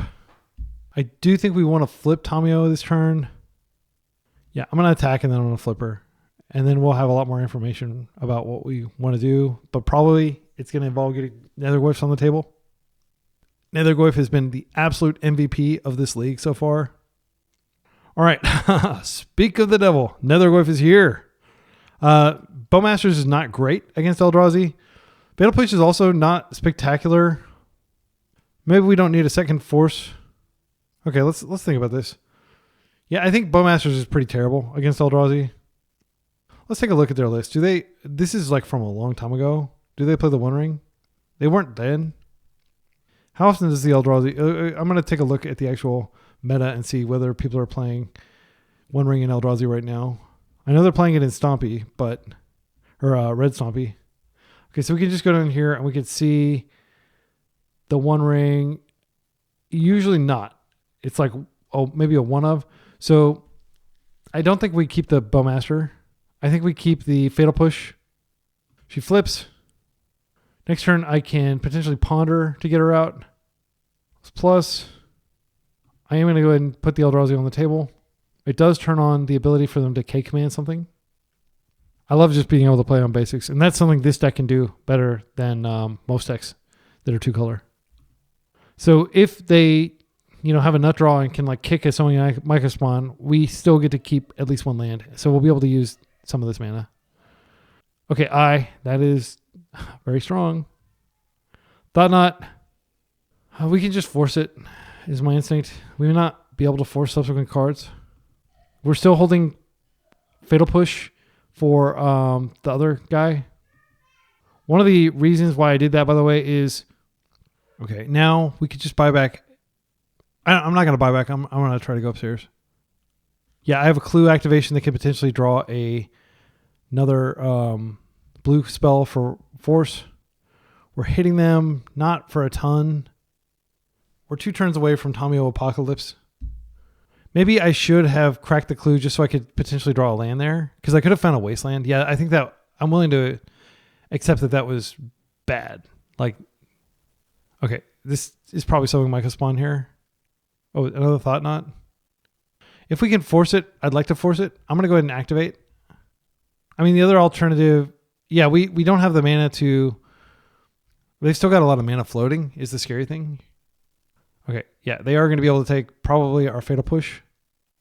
Bowmaster isn't terrible because they've done a lot of damage to themselves. We really need to find a Wasteland. We could... If we can get even one more toughness on this, we can hold this back and we can just Tamiyo. But if they don't take the Fatal Push, I'm definitely going to push this out of the way. I think they are going to play a second card, though. Probably a Myco Spawn. But they're not going to be able to kick the Myco Spawn with the mana they're currently presenting. Okay, they opted to take the push, as I predicted. Okay. They are K-commanding this out of the way. Yep, that sucks. It doesn't even go to our graveyard, so it doesn't buff future ones. So we are going to be able to Bowmaster and protect, and I think that's our path to victory here. They did top one, so they have at least one good card, probably an answer to Bowmaster. It might be like a Devourer of Destiny or something, which would answer Tamiyo. If they don't have exactly Devourer of Destiny, Tamiyo can ride. If we brainstorm, we might be able to find a land, but then we can't necessarily protect Tamiyo. But worst case scenario, they'll knock a little loyalty off of her. I think we just chill with Bowmaster and force. Yeah, and make them have an answer to this. Again, like I think it's highly likely that they just have Devourer of Destiny. They don't have the mana to go get 1, 2, 3, 4, 5. All right, they're coming in for a hug. I'll let it debuff. There's no triple blocking here. We just have to chump. But I am going to do that because I do want to draw half my deck. I suspect Devourer is coming in now. Cavern. They blow up both of our lands somehow. That would probably be disastrous enough. Another thought knot. Uncounterable. Well, this is not Devourer of Destiny. So we are going to draw half our deck. We're going to... Okay. They left us with a force. What is the last card? Okay. Wow. That felt great. Beating Eldrazi on the play before we sideboard in all our stuff. So unfortunately, Kaito has just not been good this... Because like every single match we've been in tempo mode, essentially, trying to stop these crazy decks. Now Spell Bomb comes out for sure. Okay, so I'll just bring in the consigns. And we'll bring in Harbinger. I think Thoughtseize is bad on the draw.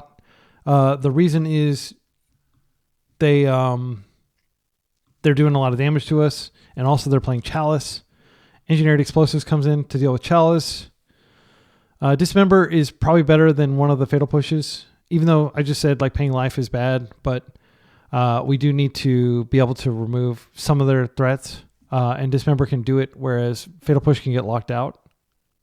I think Daze is pretty meh. Yeah, maybe we want to swap Daze for Thoughtseize, because like I find when I lose to Eldrazi, they usually still have a few cards in their hand. We could bring in Force. It's really only good against... that one card, K-Command. I'll do like that. I'll leave in 1 Daze. Oh, wait, I can't leave in a Daze. I'll just do 1 Thoughtseize. I think on the draw is particularly bad. Baleful Strix is the best card in our deck. No, I think I'm going to leave in a Fatal Push because we may be able to clear the way and get a Nethergoyf win. Do we take out Kaito? This is the reason nobody's playing Control is because of Eldrazi. So maybe we do take out Kaito, sadly. And we do bring in the Thoughtseize. I don't know. It feels bad, but I think it is correct. So the way we win, ideally, is through Nethergoyf, which we drew. Consign's great. I think turn 1, we Nethergoyf. Turn 2, we hold up Consign. We have Borrower. If they open Chalice, that's the scary opening. I'm not going to throw back a hand that has these cards. I want to find a Wasteland now, very badly. Petal. If they have a turn 1... Oh... Just this? Yeah, that's fine. They pedaled for that. Okay. Strix is an amazing rip. All right, so we have 2 options. 1, just get the Nethergoyf on the table. They could have a big play this turn.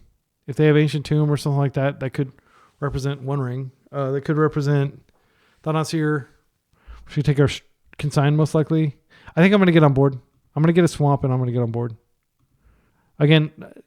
We don't want them to waste us just because we need to... we may need all these lands with how broken Sowing Myco Spawn is. Another Cavern. That's great, actually, because it just represents less total mana that we have to worry about. They have Glaring Fleshraker. That'll be scary, but we'll deal with it. K-Command.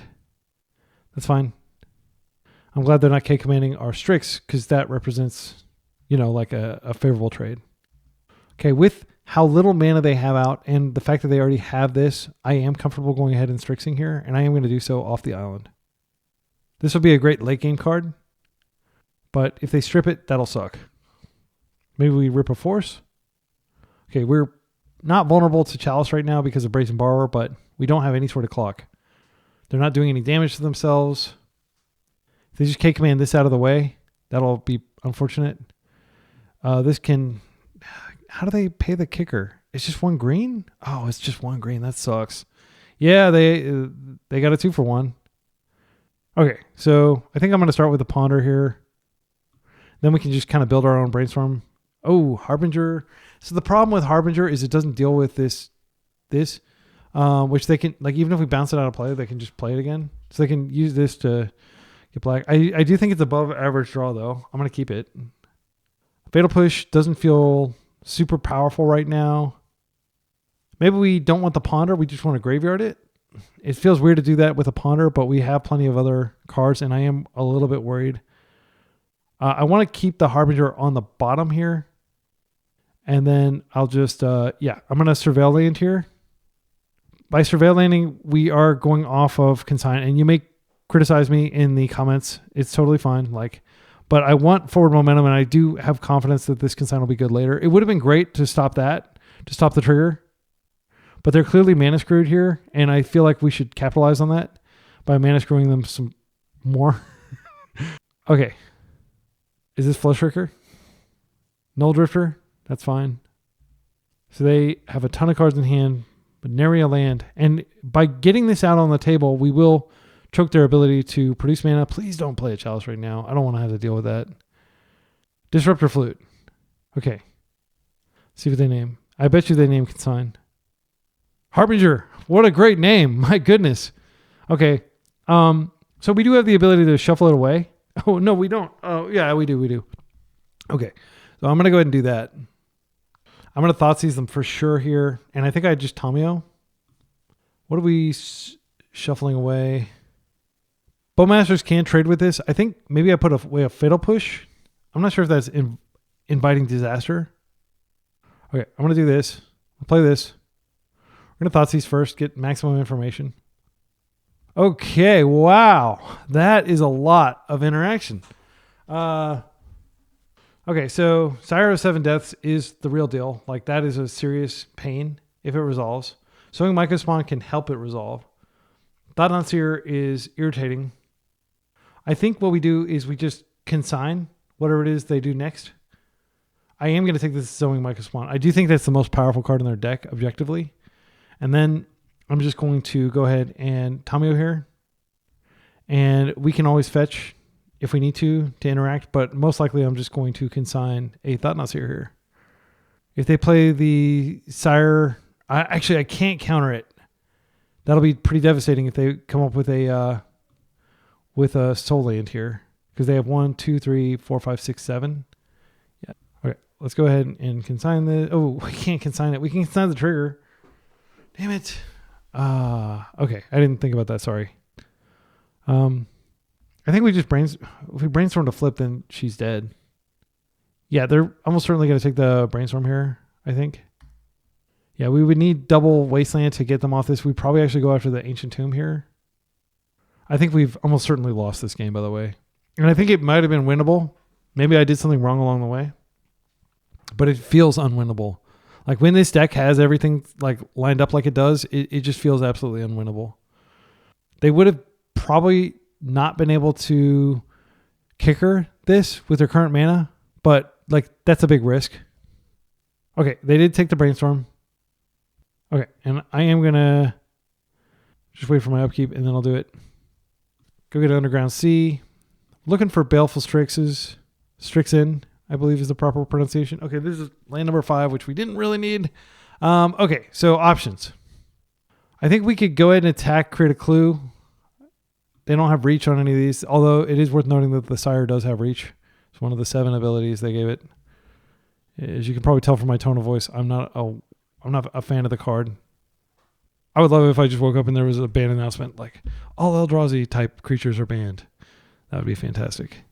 All right, let's go ahead and draw. Okay, we did get a brainstorm. We can flip. If we flip, we have to deal with Thought Knot. Maybe that's not a big deal. I do want to be able to... I think maybe this is the best thing we have going. Yeah, I'm going to flip it. Okay, we did find a Wasteland. I think we aim that squarely at Ancient Tomb. And we just plan to draw some more of these cards. But if we do that, then we can't get the Thought Knot Sayer out of play and Tamiyo dies.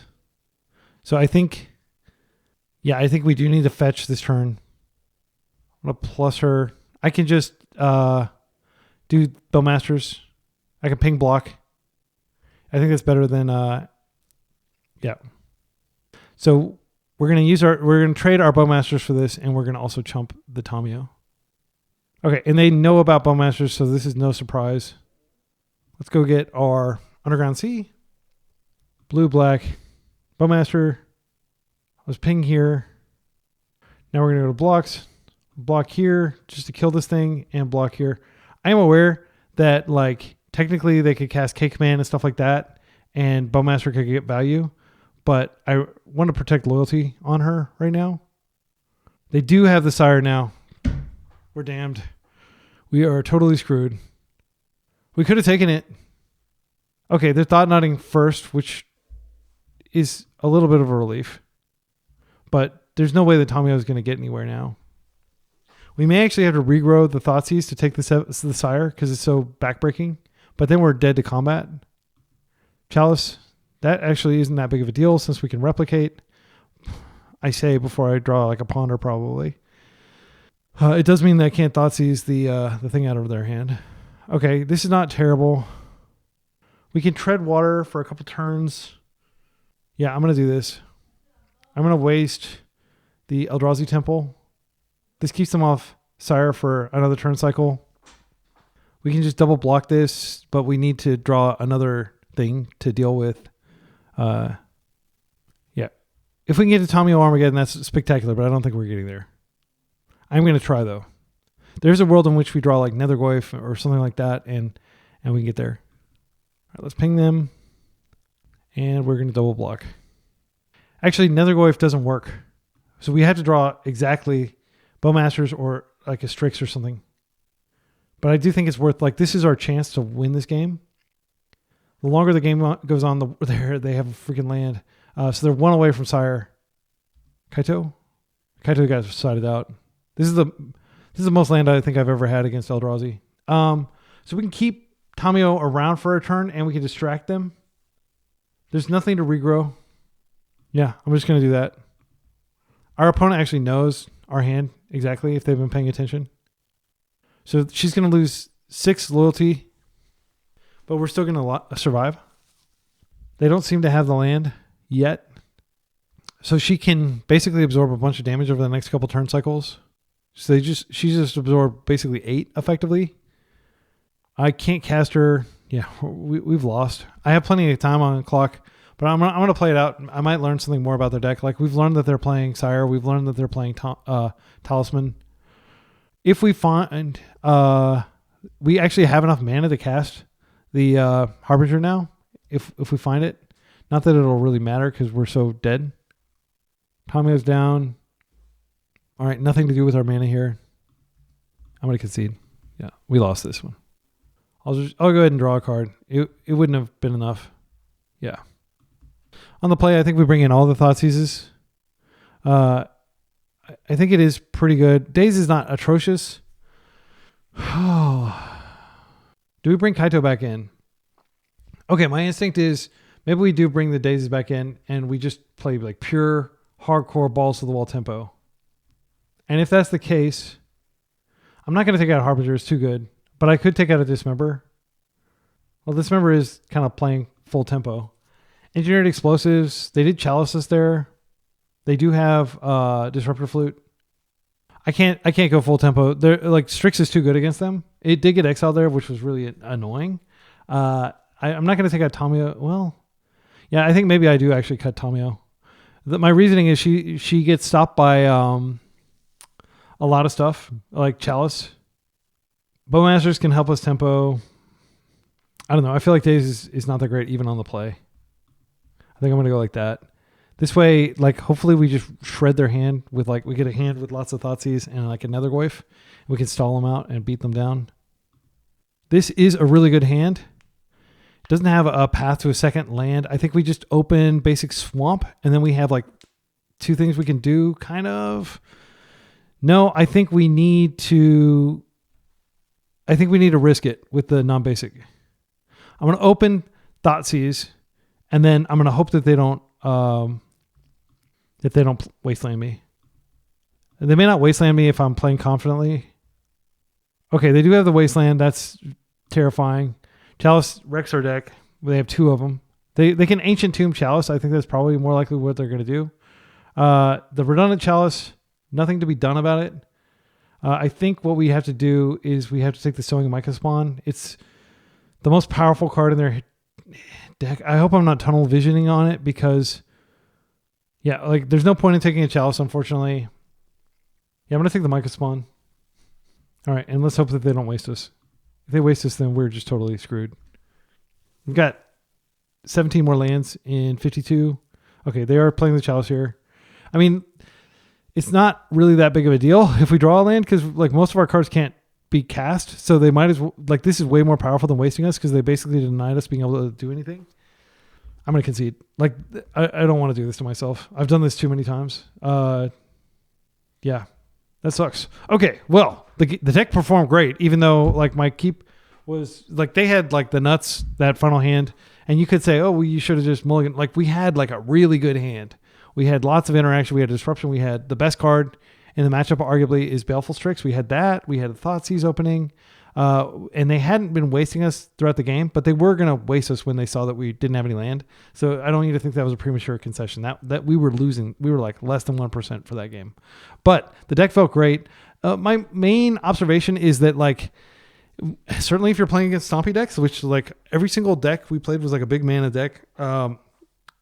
Technically, the 12 post wasn't Stompy in the traditional sense, but the other ones were.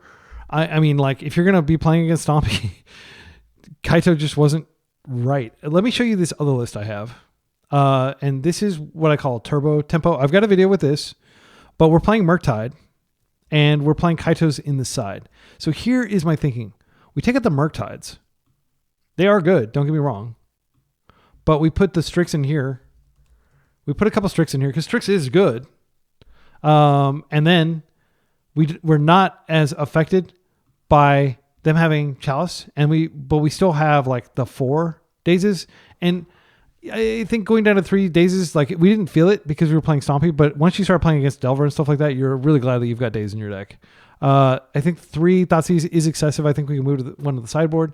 And then we've got like a very similar list to what we were playing earlier. I don't think it hurts to have a 3rd Nile Spellbomb. Okay, let's just take a look at this list. How would I fix this list? Well, again, I would move the Kaitos to the sideboard. I think Kaito is a great card, but it's a sideboard card because of how much Stompy there is right now. Then I think these proportions are excellent. I would just add a Daze. And then we're like more of a tempo-y deck. And I mean, frankly, like you could just add a Tamio here. Maybe we don't need 3 Strixes. Maybe 2 Strixen suffice. That's only 15 creatures. Barragoyf would have been pretty good there if we'd been able to find a Barragoyf. I'm not crazy about Barragoyf because it doesn't generate any value. It's not like, I mean, like realistically, with the meta the way it is currently, I'd probably play 3 Nile Spellbombs. I think it's totally defensible. This also makes it really easy when you're sideboarding because you've got an obvious cut against non-graveyard decks. So I would probably play something like this. I'm going to go ahead and tighten it up to make it an actual deck, and then I'll run it back and I'll play another league with it. Okay, so here's what I think I'm going to run back. It's very similar to what we had. We're still playing 2 Thoughtseize. Main deck, we're going all the way up to 3 now spellbomb, and I know you might be thinking like, wait, you didn't play against a single graveyard strategy? Why are you bringing in the 3rd now spellbomb? I do think it's correct. It feeds the Goyf, and it's a good kind of like control posturing thing. And worst case scenario, you just cantrip through it, and it buffs your Goyf. I think 2 Strix is fine. I think that's the right amount. I think going overboard and you suddenly are like, oh no, do I have Bowmaster Supremacy? You get like really screwed if you have these. But these are like a nice way to get your Kaito. But I do think Kaito belongs on the board right now. It seems like an insane sideboard card against like the Mirror, against like really any deck that's going to let you have lands. And any deck that's not playing Pyroblast. I think you might be able to bring it in against Moon Stompy. I'm not convinced you do need to. But this has lots of creatures. It has 16 creatures, including the Strix. And I think we do go back up to 4 Tamiyo. I mean, she's really good. She did win us a game against Eldrazi, which is surprising, but it did happen. We saw it. So I think this is what I would run. And a 3rd Thoughtseize in the side. I don't think you need all 4. It is really good against combo, but we did bring in the 4th Daze. So we're basically like a tempo deck now. It's not that different from tempo, but we do have Baleful Strix. Baleful Strix is good at defending Tamiyo. It's good at stopping opposing Tamiyos, and it's good against Murktide and stuff like that. So even though we're not playing our own Murktide, like one of the big reasons to play Murktide is it stops opposing Murktides. But we kind of get that benefit while also having like a value creature that is immune to graveyard hate, because we saw some graveyard hate from our opponents.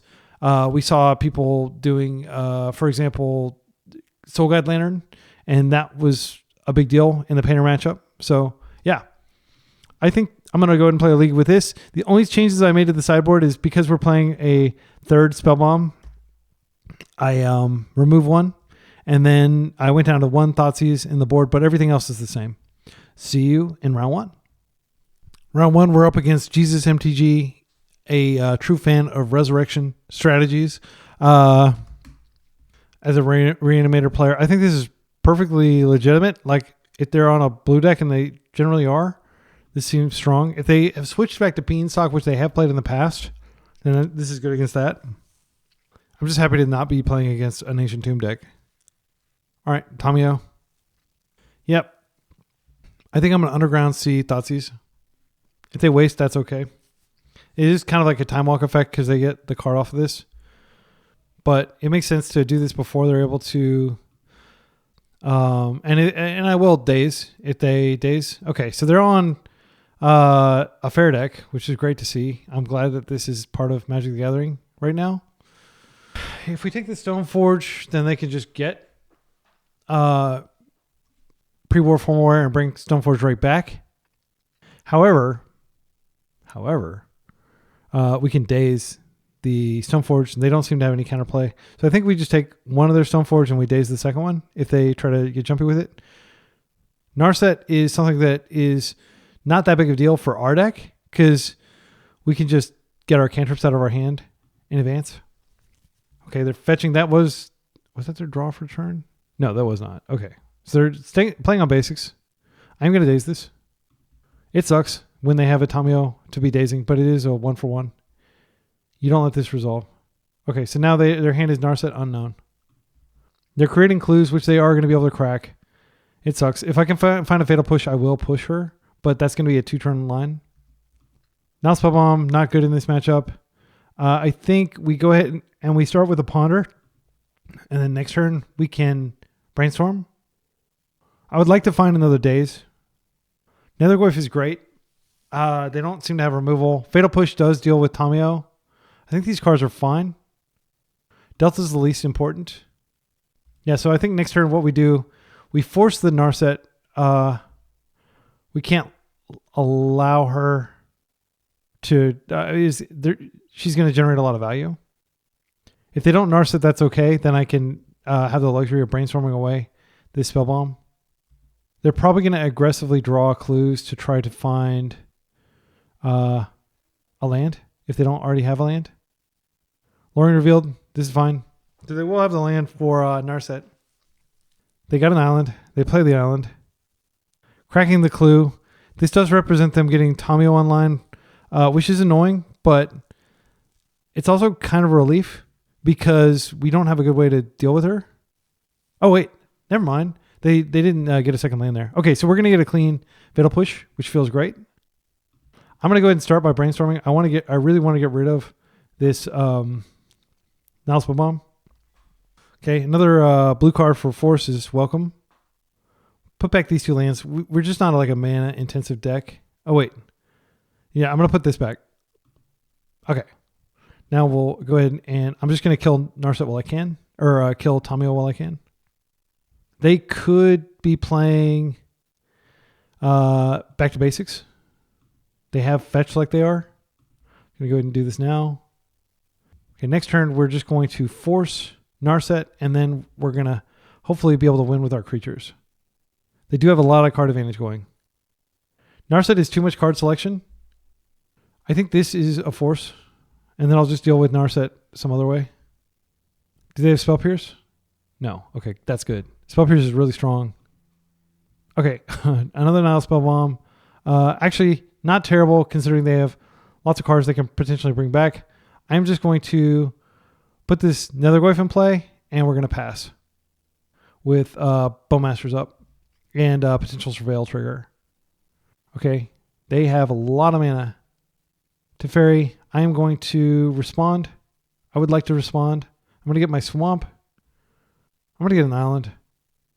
And we're going to attempt to put this in play while we can. We'll ping them. They cannot just plus Teferi. Teferi will die. They have to use the minus ability. If they want to get any value out of Teferi, that's fine. We are going to strike down Teferi. All right. This is an unfortunate draw, but it does represent a Surveil. I'm going to go ahead and attack them. There is a chance that they have, what's it called in their deck? I'm going to go ahead and play it like this. That way I can Surveil. I was thinking Terminus, but they do have creatures in their deck, so they probably don't have Terminus. Narset is going to be able to dig them, but it doesn't do a lot. Hopefully this is locking some cantrips. Hopefully they're not finding Plow and stuff like that. Okay. 4th Aerolingus. I'm going to go ahead and attempt to find a Daze here. This is a desperation play on their part. That's fine. So if they attack, that is bad because they're going to get the Monarch, and they don't want the Monarch. Okay. I'm going to Surveil. Looking for like blue card, I think. That's exceptional. Let's go ahead and attack like this. I just want to keep my Bowmaster around. I am going to trust that they don't have a clean answer to these like some sort of wrath effect, but they very well could that we just walked into. But they don't currently represent Supreme Verdict, and I doubt they're playing Terminus. Okay, so our Orc Army survives. We do a lot of damage to them. They basically need, if they have it, they have it. We can bring Nethergoyf back, but it is going to be devastating if they're able to remove our stuff. All right, our opponent thought for about 3 minutes, and then they cast their Narset. They reveal Plow, they use Plow. All right, so it looks like we're likely attacking at Narset with Orc Army, and then they will almost certainly block. All right, land is not terrible because at least we have Hardcast Force up, but I'd like to draw something more impactful if we can. Tamio, that's fine. I think we could get a cheeky 2 damage on them if they choose to block this. Do we want to hold up Force with Tamio? I think we may actually want to do that. Because if they find like a Supreme Verdict or something like that, it's pretty catastrophic. We can't stop it, but we can stop things like Terminus. What else? Like a follow-up 4th Aerolingus would be pretty powerful. Yeah, I think we hold this for Force. I would love to get this on the table and just start generating value, but maybe we do that, and we just... I think I am going to give them an option to take out one of these or to take out or to save their Narset. Okay, they opted to let us kill their Narset. Interesting. They could have another one. I'm going to wait. Yeah, I'm going to wait. You could argue that, like, well, if you draw a land, then you'll be able to hardcast the Force. They have hardcast Force up now. See, this is why I did what I did. I really wanted to make sure that we stopped something like this. Now, they could still force this through, and it could be catastrophic.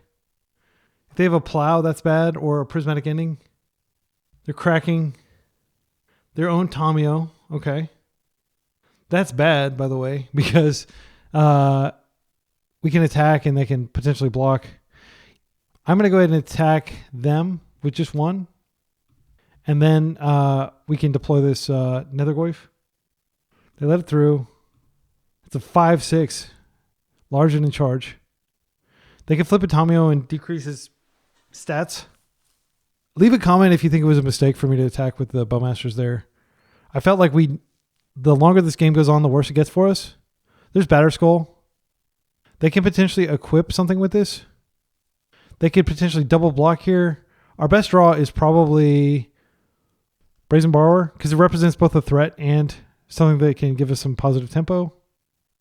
Their last card may very well be... Oh, that's so terrible. I think I attack and I just bring it back if they block. Because it's like basically a forced block. They have to block with both. And then I just kill this. And then they can equip it and attack next turn. I mean, it's not great. If I attack with both, I think I can do damage to them. Let's think about this. So if I attack, they're almost certainly going to double block here, so they can kill my Nethergoyf. When Nethergoyf comes back, I have one creature in the graveyard. I have one artifact, so it'll be smaller. It'll be like a 4/5. Yeah, I think it'll be a 4/5 when it comes back. But which will still block this, but it won't block this equipped with this. So I think I do need to kill this human knight token.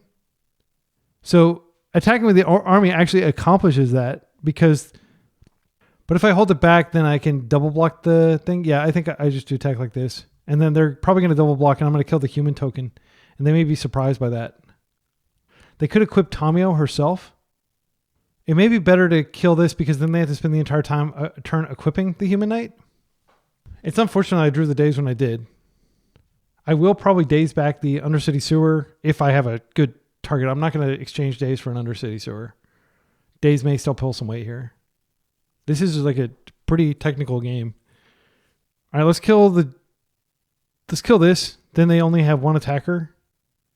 I'll just do it like that. It doesn't really matter. I might as well put all the combat damage on this. Okay, and now we're just going to bring it back. And we're going to exile instant, land. Wait, we don't need to exile more than one. I think I'll just exile instant, sorcery, land, creature. Because we have lots of ways of getting a creature in play. Now it's a 4/5. Can block that. We'll pass. But they do basically hold back our aggression. Unfortunately, I think Daze is pretty bad here. I am going to go ahead and Daze this back. But the fact that they went for Nethergoyf instead of Bowmasters is good for us. Okay, they're paying for it. This is gone. I'm glad they didn't hit our Bowmasters, but they can climb back into the game now with that. It's worth noting that had I done differently, like we would have kept Nethergoyf around for another turn cycle. Not going to block. This is basically a wall for the rest of the game. We may concede within the next turn or two if we don't find an answer to this. Brazen Borrower is still okay. There's another Nethergoyf. I'm going to start by doing this just to see what we flip. This is going to go in the yard. I'm just going to play this out. And really, like the second that they remove this Bowmaster, we're like super screwed. Because they're going to just be able to draw tons of cards. Okay. They are opting to draw here, which is fine with me. So our Orc Army grows. I will ping them. I don't think there's any point in pinging the other stuff. They can flip her this turn if they want to. They drew a land. Days would not have been good here. I think it was correct. Okay, Comet is... Oh, it's probably just going to kill the Bowmasters. Let's see what they flip. They sixed. Yeah, it's just bad luck on our part. 1 and 6 that they six, but they get to do it twice now. I'm just going to F6 through the turn. There's nothing to be done here. They 4, that is the return. No, it's deal damage. They're probably going to do it to... Yep. And now they can just do whatever they want. They got lots of hasty beats. I'm going to concede. This is over, unfortunately. Yeah, we're not going to get through all this. Yeah, I mean, it's unfortunate. Like, sometimes Comet just shoots himself. Like, does like terrible things. He doesn't shoot himself, but like a lot of times he doesn't do anything is what I'm trying to say. I think the daisies come out even on the play. Kaito comes in. This is what Kaito's for. This precise matchup. Thoughtseize comes in. Thoughtseize is quite good. And then Hydros can come in. I'm going to pull out. I don't want to pull out too much removal, but they're not like. Yeah, I think we pull out a couple of these. I think we bring in a Dismember just because it can kill Caldra if they have an early Caldra. Force Negation is defensible here. I think Hydroblast number 3 comes in. Oh, we can take these out. So that gives us some more slots. I think Negation comes in. And Explosives can kill the like token. I think this might actually be good enough. No, I don't think it's good enough. I think I'll bring 1 days back in. Just the cheeky 1 days. Okay, let's do it. So these types of decks are basically built to be able to farm mid-range decks. So we'll see if we can beat them. But I think it's probably like a 40-60 matchup. Jeskai, Stoneblade.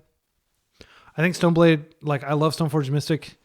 StoneforgeMystic.com is available. I was thinking about buying it because I was like, I was so into it. This was like 6 or 7 months ago. And then the more I played with her, like I love Stoneblade. Like historically, that's the deck I played the most.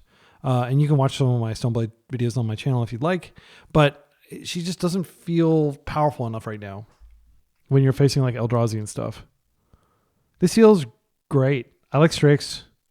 Yeah, I'm going to keep and I'm just going to ponder. This match could very well come down to clock. So I want to be expedient. Let's ponder. Just looking for land. This is not land. Yeah, I think we want land. Those cards were great. Don't get me wrong. This is fine. This is something to do. If they float like any non-basic out there, I'll just Nethergoyf. But I really would like to be able to. I would like to be able to get my Strix on before they have Pyro. This is fine. I'm not going to daze this, even though it feels like I could. I'm hoping that daze can hit something more impactful.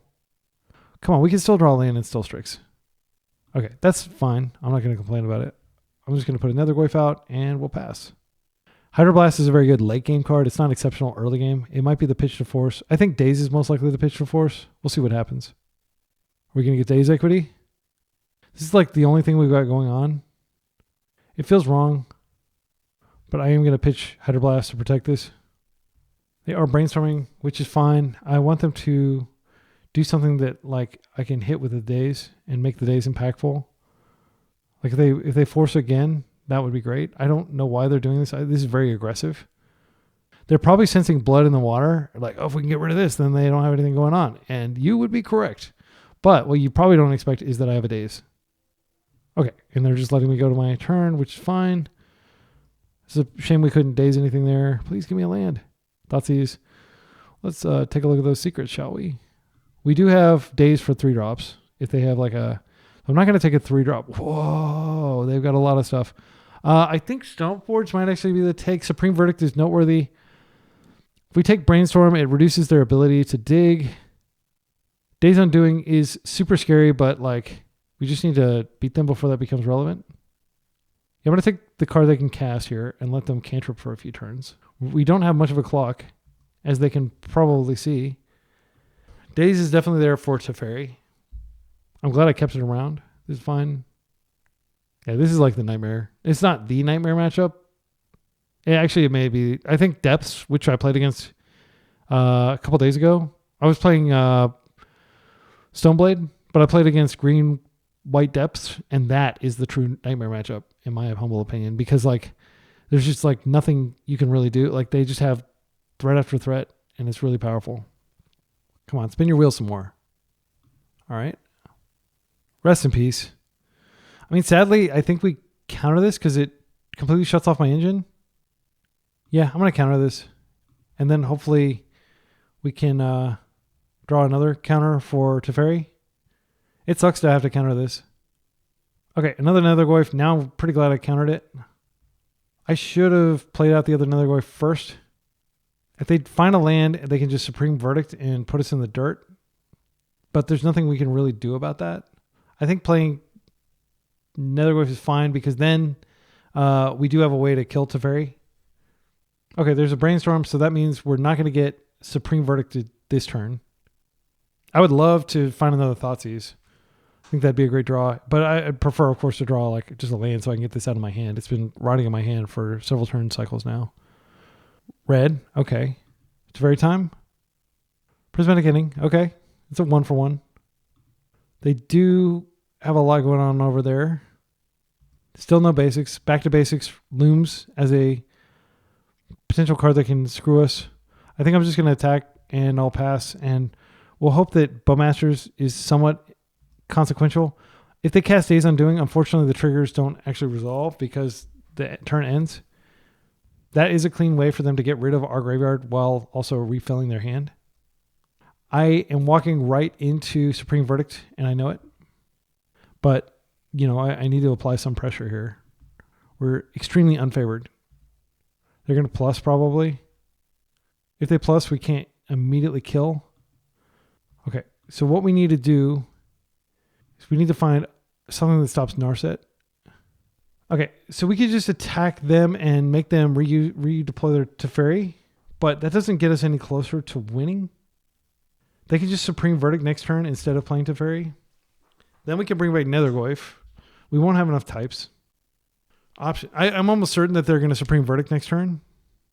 I'm trying to think. If we find land and Orcish Bowmasters in the top, we can just straight up kill Teferi, which would be fantastic. I think bouncing this... Okay, so let's say we bounce this, then they just Wrath. I don't think that gets us where we need to go. I'm going to go ahead and Brainstorm. Okay. Force is good. We can't kill Teferi. I think we just ignore Teferi and attack them. Because killing Teferi is not going to do anything. We have to redraw all this stuff. I think if they Wrath, then we have the ability to bring stuff back. I would rather have a Baleful Strix at this point in my deck than a Brazen Borrower. I don't think Brazen Borrower is spectacular against their deck. So what I'm going to do is I'm going to go boop, boop. I can make my land drop for turn just in case like by some miracle I get a land next turn. I'm just going to attack all creatures. I think it is correct to attack Teferi just because like they'll Wrath the board, but Teferi won't be able to draw him a card. Yeah, I'm going to do that. And I don't think there was anything I could have done differently to get a different type in the yard. Oh, I could have killed Teferi if I wasted. That was so dumb. I just didn't realize. I didn't think about that. Okay, that was a misplay. I was like, why is Nethergoyf so small? Yeah, that was total misplay. Because now Teferi's still around, and I can't force. So that was a huge punt. Sorry about that, my excellent friends. All right, they're just passing. This tells me they have some sort of instant speed thing that they can do to stop our creatures. Okay, so I think I just attack Teferi with these two, and I keep the Orcish Bowmaster back. I mean, this is most definitely a trap. I'll just attack with this because I think they probably have like Fourth Aerolingus or something. They may have just Prismatic Ending. That would make sense too. Okay. It was probably correct to also attack with the Orc Army. Supreme Verdict, instant speed. Okay. I think I'm just going to go ahead and waste here now. I only have 3 types in the yard. I can't bring Teferi back. I could get deeper into my deck. I think that's fine. There's a decent chance that they just do Narset and then Days Undoing. Powering that. I can't interact with the Teferi. I'm going to waste them just to restrict their mana. And then, yeah, I wasn't going to be able to play out Borrower anyway. I feel like this game's over. It's like super duper over. Yeah, and it's all because I missed that freaking line. Like, the Supreme Verdict, all that stuff wouldn't be that big of a deal if Teferi weren't on the table right now. Let's go ahead and do this. Little hope of it getting through. They probably have Pyroblast or something. Okay, that is something. Plowing it immediately after it resolves, but we do get the card, so it's a 2-for-1. Let's pass. I mean, they're down to 1 card, and it is Days Undoing. They may cast it. I can't interact. Back to basics. That sucks. Okay, so we need to find a basic island now. I'm going to concede. Yeah, we're not getting anywhere. I feel like I punted really hard, and I'm embarrassed. just waste my own waste. Waste their fetch, whatever. It didn't matter. And then we would have been able to get through. They had Pyro, so we would have been able to kill Teferi. And if we were able to kill Teferi, we would have been able to force, back to basics. We would have had a lot of play. So that was an embarrassing defeat to start off that league. But we're going to keep trying. We're up against Liu Tianle, which may be like 6 days of pleasure. I have no idea. Like, without the Chinese characters, I can't tell what that means. By the way, if you're wondering, I'm not Chinese. I just I spent a lot of time studying Chinese and living in China. All right. So they are likely a Sneaky Show player. I feel like Bowmasters are quite good. Fatal Push is something we can put back. I'm not going to throw back a double Brainstorm hand against Sneaky Show. They were on Sneaky Show as of like a couple days ago, so I think it's likely. Okay. This is still a potential Sneaky Show opening. I'm just going to play this out. This doesn't give them a lot of information about our deck. And we will likely just fetch the Surveil land here. We still have a fetch. If they decide to go ahead and play Sneaky Show and make us have it, then we can brainstorm into potential disruption. But they often do play they play Lotus Petal. They may play Simian Spirit Guide, so I'm not counting on days to get us out. It really has to be waste. Sneaky Show. Okay, there's the Petal that we expected. And now, what do they have? Yggdrasil. This card is a pain against haste, so the card doesn't die. I mean, it would specifically have to be Force, and they would specifically not have Fluster or something like that. I think we go for it. We can shuffle bad stuff back next turn if we need to. We have a second Brainstorm. I'm going to grab my non-basics. If this resolves, like, we really have to speed up and try to kill them before they find one of their answers. Okay, we did not find a good answer. Fatal Push goes back. I don't want to draw it. I don't really want to draw this, but I think we will. And I think what we're doing... Oh, we can just borrow it back. Yeah, I think that's what we'll do. We'll let them exile stuff. And then... Yeah, we have to do it... we could borrow the actual creature they put into play. If it's an Emrakul, it's protection. No, we can't borrow anything. We have to borrow this back. So what we're looking for really is like a Wasteland. So we could draw a card here. We could potentially ponder into a Wasteland, and then that stops them from activating. The other option, of course, is just to borrow this back to hand, and they probably have to... Well, it's only 3 mana to cast, so they can just recast it. I don't think playing Orcish Bowmasters and trying to tempo them out is going to work. Yeah, I think borrowing this back to their hand is probably the best line. We could hold up Bowmasters and hope that they make a mistake, but there's no reason why they would. Again, if we ponder into... Yeah, I think I'm going to ponder and then hope that this whiffs. I think that's the playing to win. We know one card on top of our deck is bad, but we don't know whether there's a Wasteland up there. Because if we can take out this Ancient Tomb, then that may stop them from being able to use this ability. It costs a lot of mana. I'm going to shuffle. Can we get a waste? We didn't. Okay. So we really just have Surveil this turn. We have Brainstorm in case they do something crazy, but like I think there's a high likelihood they didn't find anything. That's good. So that's the good news is we get to see what they're exiling. So if they exile something scary, actually, yeah, we can just wait and see what they exile. I was like freaking out like the game was over, but it's not necessarily over. There's the One Ring. That could potentially end the game. Oh, another one? The problem with this is, and they just played out a land. We need to find back-to-back Wastelands. I'm gonna let this resolve. I imagine they have at least 8 monsters in their deck. We're like very much living on borrowed time here. Oh, it's legendary. Okay. So they probably didn't realize it was legendary. Otherwise, it wouldn't make sense to do that. Maybe they just wanted to activate it a second time. No, that doesn't make any sense. What they just did doesn't make any sense. It was a punt. Okay, well, I'm glad I didn't interact. I didn't realize it was legendary. I should read the damn card, right? In software, we have RTFM, read the blank manual. And I guess in Magic the Gathering, the equivalent is RTFC. Okay, that's good. I'm going to keep this. Okay. Yeah, so this is good.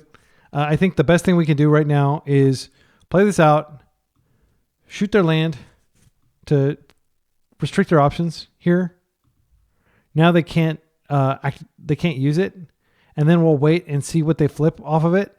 And if they flip a monster, we'll go ahead and borrow it. Otherwise, we can put a Bowmaster into play.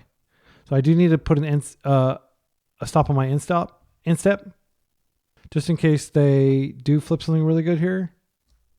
They're brainstorming something.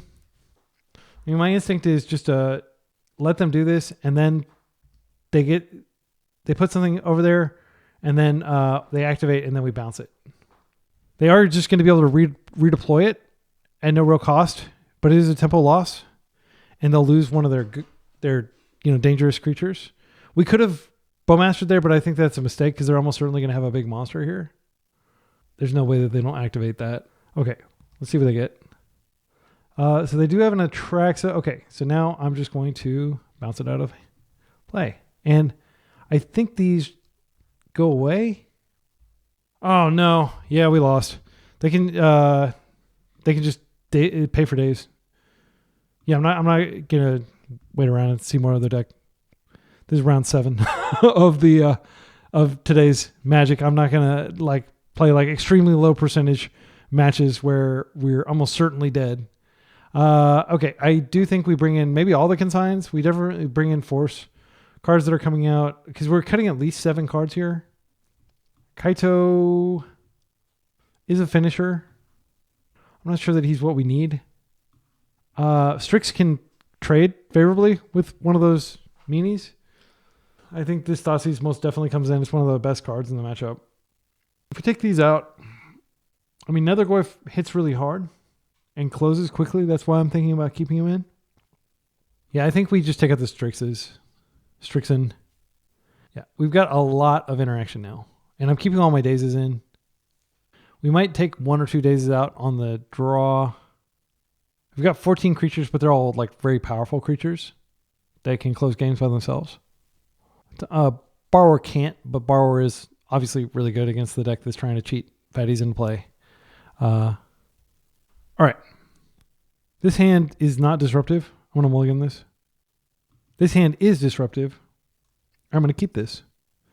And we're going to assume that they don't have some broken turn 1 play. I'm going to put back one of the consigns. And we can go ahead and get Nethergoyf Kraken and start hitting them. They use their life total as a resource. They don't have any blockers. They're just trying to close the game before you can kill them. So Nethergoyf arriving basically as a 2/3 is not terrible. I'll go get the Underground Sea here. So we have double blue up next turn. So we can potentially double spell. Opponent's on 6.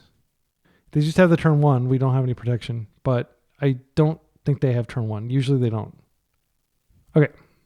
They're going to surveil here, which is good. If we find a wasteland, then we can essentially deter their surveil. That's a great rip.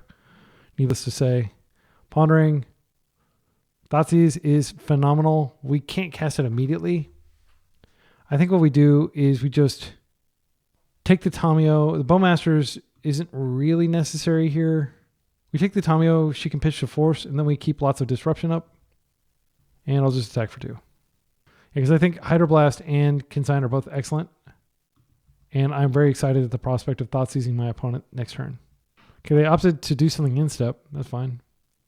Got the bad art brainstorm. I mean, there's nothing wrong with this art. It's just why would you use that when you use the iconic Christopher Rush first printing art? I'm sorry. It was just the coolest thing. The guy looks like he's having a time of his life. You can see his brain through his skull. It's awesome. We're going to continue to... I think we Thoughtseize here. And if this baits interaction, then that does buff the Goyf. Okay, they are interacting here. Spell Pierce. I mean, I'm kind of tempted to just force this because this is going to be important.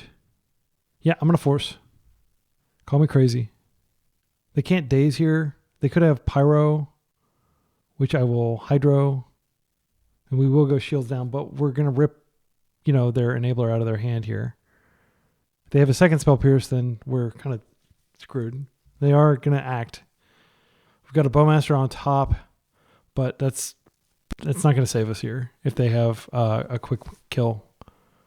They have Fluster specifically. That's terrible for us. Some people play Fluster in their combo decks because it is a good defender card. They're brainstorming here, which is fine. They find their own force. There's nothing we can do. They're probably just hiding whatever it is that they need to resolve. So like this brainstorm basically makes our force not good, but we didn't know they were going to do that. So we'll just have to hope that whatever it is they're going to do is either red or artifact. It is very scary having your combo opponent looking at 7 cards right now. We may be reduced to taking a cantrip. I'm just speculating because they're taking forever to resolve their brainstorm. Not that like I'm not guilty of taking forever to resolve some of mine. But yeah, I can't really walk away because I might need my full clock. I don't know. There is going to be a game 3 here. Hopefully. Okay, well, I think the safe thing to do is just to take the Atraxa. They could have put that 1 card on top. They do have Pyroblast. They have Lotus Petal. They have plenty of mana to stop whatever it is we do with Pyroblast. I think we take Pyroblast. The reasoning is if they do have that artifact, we can just consign it. If they have something else, we can stop it. Yeah, I'm going to take the Pyroblast here. And if they have Show and Tell specifically, then we lose. And if you're still watching, like leave a comment with the timestamp. I realize this video is very long. Leave a timestamp with a concept, a comment with a timestamp if you think that I should have just taken Atraxa. But Atraxa is actually like good for them to have in their graveyard if they have the engine, which they do. So we're going to consign this. All right. And we stopped it. And that was their top card. So we have perfect information. Their hand is Petal, Atraxa, Simian Spirit Guide. Not strong.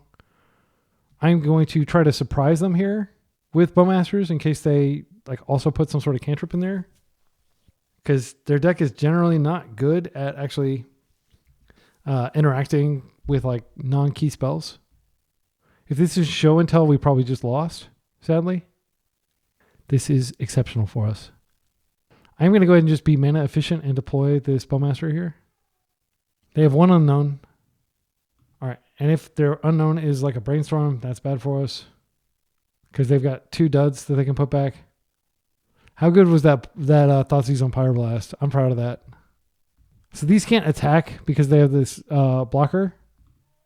But if they chump, then we can start attacking afterward.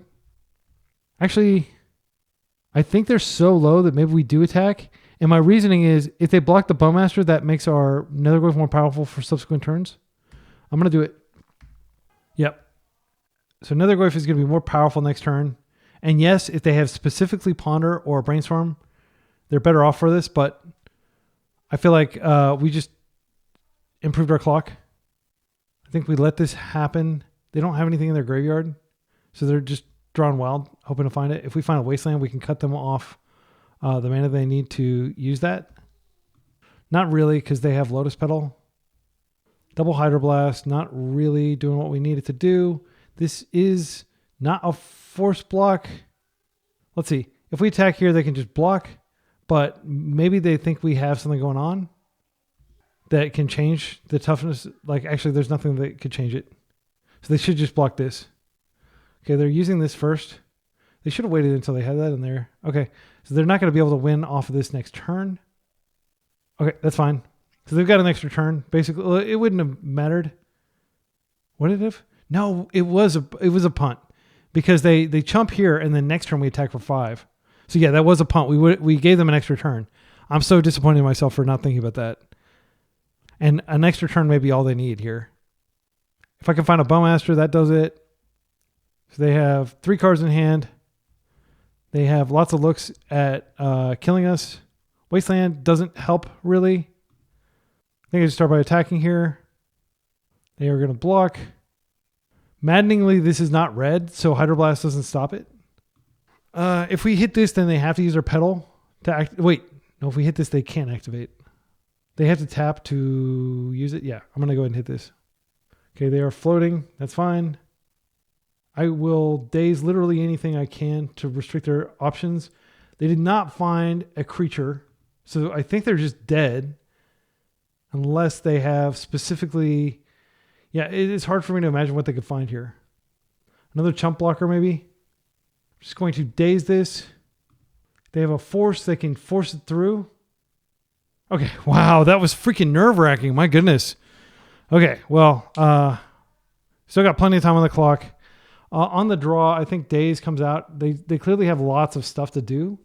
And I think cards that come in, Harbinger can kind of lock them off some of their colors. Is it worth it? I don't know that we take Days out. Like, Days was relevant like turn N there. Kaito seems like it could be pretty good to help us pull away. Maybe we bring one in, take out 1 Days. Yeah, I'm going to do it like that. Nethergoyf continues to be exceptional in terms of just like helping us close the game. The fact that it costs 1 mana is so consequential because you often just... I'm not sure this is good enough. Bowmasters is kind of a trap because it seems really good because they're cantripping and stuff, but it's not that profoundly powerful. This is way better. So the card that we're going to put back is Tamiyo. And the reason is Tamiyo can get Pyroblasted, whereas Nethergoyf cannot. If you invest a lot of resources in Tamiyo, they could just pyro it out of existence, and that sucks. Also, we're not necessarily ever going to see a second land, so we wouldn't necessarily be able to crack those clues. So we're just going to start with Nethergoyf. It's fine. They're getting some selection. Going to be looking at 5 cards. Going into our turn. Hopefully none of those are Days because we really need this Nethergoyf to resolve. I don't want to force it. If they Daze it, I'll just accept it. Land, please. Oh, that's a land. I think we go ahead and open with Underground Sea. And we hope that they don't have the turn 2. Because I want to get the clock going. Please Daze this. You saw how dangerous it was last game. Don't you want to Daze my 0-1? That tells me the way they paused that they likely have a force. That's fine. Hopefully it will be an imperfect brainstorm, but I'm not going to interact. Next turn we have brainstorm and fetch up. But since they're playing Days, I am kind of loath to proactively try to grow the Nethergoyf, but I might do it. Consign's not a bad rip, but we don't need 2 of them. I think I'm going to go ahead and play this out, and I'm going to start by brainstorming. I wouldn't mind putting one of these back. Putting Wasteland would be good. I don't think we need the 3rd land. I think that's what goes back. Got a very blue grip. I am going to go ahead and crack now and get an Underground Sea. Just so I can have the power. It does matter. Every damage matters here. So now we have Force with Hydro protection. We have Consign, which is just a nice clean answer to the Yggdrasil. And we're hoping they don't have Days in their grip. After this turn, it won't really matter whether they have Days in their grip because we can just hold up and hit them a bunch. Looking for Wasteland. Looking for more forces. If they surveil a monster into the graveyard, then suddenly that's good for them. Okay, they put away a sneak attack, which makes sense because we're a Hydroblast deck. They don't have a land drop. This is a gift. Kaito is great if we can find a land. The question is, do we want to brainstorm aggressively to find a land to set up for next turn? I think we do. I'm going to attempt to do this. I don't think they have like anything that they can do. They could like Hull Breacher us or something. Are they going to pyro that? I think we just let that happen. I want to keep my interaction up. They're just doing nothing over there, but they could easily do something next turn. It'd be a mistake to Hydro. Kaito's going to be insane, but we'll wait because I'm just going to be drawing cards like crazy with Kaito. Drawing cards is what this is all about. Let's see if we can naturally draw a land. We do. I think it's probably worth going ahead and getting Kaito into play because then we can potentially surveil into another force. We are guaranteed to draw a card here. There's nothing they can do to stop us. Let's go to block. I am going to go ahead and Kaito now. I should have grabbed a blue source just in case they were on. Yeah, that was a punt, potentially a game-losing punt. Yeah, that was just really dumb for me to grab the Underground Sea there because sometimes they do play. Let's go ahead and surveil here. I think both of these are great. So I want to definitely draw the... So if we make it through this turn alive, we'll be in a pretty good position. If we don't, that's on me. They have 3 mana. They can go for it now. If they have force protection, they can force it through. Oh, no. Yeah, here it comes. Oh, this doesn't currently do anything. I think I'm just going to hope. I think if we force, there's definitely a risk they Daze. I think I am going to do this. And I'll just take my medicine and pitch a Consign. And maybe they force back. Oh, wow. We got through. Okay, that's great. Now we're going to rip their hand first. What? They had a force. They do have show and tell. They have a follow-up. That's why they were cool with using it. They have sneak attack. They've got a lot of stuff. Wow. What do we do here? We have plenty of time to think. This is probably the most consequential decision of the rest of the game. If we take show and tell, sneak attack costs a lot of mana that they don't have. Yggdrasil again, but that's several turns of waiting. And we are going to have Nethergoyf on the table. I'm not worried about sneak attack. So I think it's just show and tell. Yeah. Okay. And now what we can do is, let's see. Currently, this is just a 3/4. So we attack for 6, or we attack for 3, and the next turn we attack for 6. If we plus this, we do potentially kill them next turn. Yeah, and I think that is important. So we're going to attack for 4 plus. So we're going to attack for a total of 7 next turn. And so it's exactly enough to kill them. They know that we have a Nethergoyf that's coming down. Yggdrasil will not be on in time unless they have a way to brainstorm and put it on top. No, I don't think there's a way that they can win anymore. I think it's a lock. They don't know that we have the Hydroblast.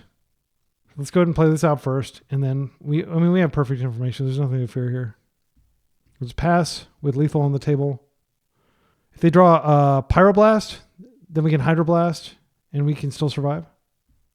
Well, they could force pitching that, but that would not be a game-winning line, in my humble opinion. I will consign the Yggdrasil just in case. Okay, good games. Wow, that felt great. Definitely better than the match against Jeskai felt. See you in round 3. We are 1-1. All right, round 3. We're up against a likely Delver player. Lord Muffin. Cool name. I think we keep... Do we keep... I think I'll keep this. Just in case they're not on Delver, it'd be ridiculous if they were on Oops and we threw this back. So we're thinking turn 1 Surveil. We have our basics if we need them, but I want to get the Surveil going first. If they want to start wasting us, that's fine with us. Underground Sea. Thoughtseize. Yeah, this happens. If they take the Bowmasters, that'll be sad. Oh, they said, I love your YouTube channel. Keep up the good work. Thanks. They did take the Bowmasters. And they see we have literally nothing going on over here other than land drops. Well, that's a good card, potentially. Assuming they don't have their own Bowmasters, which would be one reason to take our Bowmasters. All right. So we're going to just Surveil here. Hopefully they don't have Stifles in their deck. Man, Lord Muffin's name is making me hungry for a muffin. I didn't eat breakfast because I was going to eat an omelet for lunch. But now I'm kind of wanting to go raid the cupboard. Cupboard, is that a word people say these days? Okay. I'll be so disappointed if they are able to successfully stop. Oh, yeah. Now that makes sense why they went for that. Yeah. Well, maybe we rip another one and they don't have a Daze. What are the odds? I'm going to Surveil here. I don't want to play Baleful Strix into Daze because it's just so good against their deck. It looks like they're on Grixis, but they could be on just straight blue-black Delver. This is a blue card that we can play out around Daze. I think we do it, and then we're just going to let them hit us if they can flip. They're flipping blind there. Yeah, I'm going to go ahead and just play this out first, and we'll pass. Tommy is so good. Obviously it's a different dimension, but now they have to constrict our resources, and if they can't flip her, they can't attack. Oh, I'm sorry, if they can't flip their Delver, rather. Preordain. Okay. That doesn't feel like a deck that would make it into a... Yeah, I'm going to let this happen. They're going to take the Strix, unfortunately. It's not worth forcing to protect the Strix. Because heaven forbid they have some reanimation angle to their deck. I did a 5-0 list with what I call... What? They're not attacking? That was a misclick, I'm sure. Because they had perfect information. Maybe they're doing that to just prevent us from being able to attack. That feels a little defensive to me. I mean, you're a Delver deck. Why not attack? But I don't know what's in their hand. If I can rip a Ponder or something, that'd be insane. Because I could Ponder and then I could attack and then I could flip. They'd be basically forced to flip to stop the Ponder. Once she's in play, she's just a magnet sucking in any attackers, forcing them to attack her. And that'll preserve my life total a little bit. Yeah, if they have reanimate, it's so strong here because they could reanimate my Bowmaster. Okay, that's not what we wanted to see. And we're just going to chill. I'm not going to sacrifice Tamio. There's no reason to be hasty here. They've just had a bunch of 1-for-1 exchanges. They can't really attack. Like, Tamio's kind of like forcing them to not attack just because once I can break parity. Okay, they are Grixis. DRC. I do think this might be worth fighting over. Because now that we know they're on... Yeah, this card just unlocks a lot of value. And I'm going to keep my days up. They know about it, but they're dazing. Okay, well, I don't know why they're dazing here. Do they have 3 dazes? They can't have 3 dazes. Don't think it's generally correct. They do have extra mana, though. If they needed that second red mana, yeah, that's fine. I don't think it's generally correct to daze just to restrict your opponent's mana. Like, I'm not using this mana for anything. Maybe they wanted to cast a second spell around daze. Maybe that was why. But they shouldn't be in any hurry. I'm not doing anything. I'm just chilling. I'm just going to sit here and hope to draw a brainstorm that I can use to shuffle some of these cards back. Ponder. Okay, this is the play I was talking about earlier. So I'm going to ponder first. I'm not going to show them I have a land. And then if they daze this or interact with this thinking, okay, these are incredible, exceptional. I'll take the daze now. Oh, no, wait. I have to actually take a card now because I'm going to have to shuffle. Okay. And now what I'm going to do is I'm going to go ahead and get an island and I'm going to get a swamp. There's no reason to not have my basics under me. I should have technically attacked to make sure they didn't have like some fatal push or something first. But I technically have that covered with daze. Yeah, I should have played out the land just in case. Okay, and they do block, and I am going to flip. Now Spellbomb is a great rip. Wow, that's supremely good.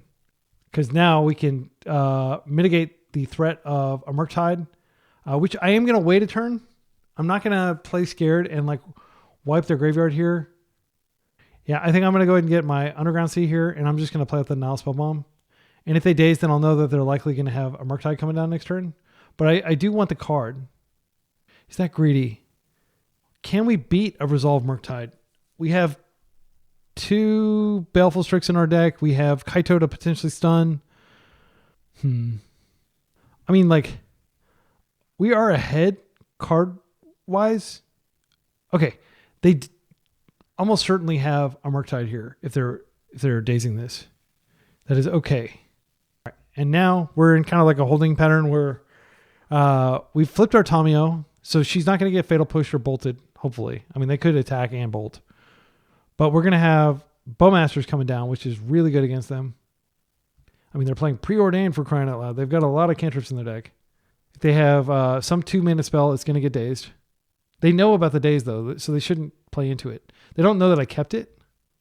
Just looking, I would love to find a Baleful Strix. They may have their own Bowmasters since they're in black.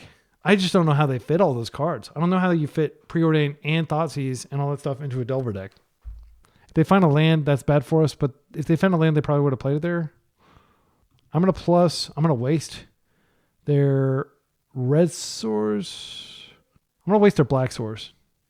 And now Daze is like super duper live. These are the days of our lives. Okay. Are they going to go for it? Doesn't look like it. Okay, so I'm going to start hitting them with the Bowmasters here.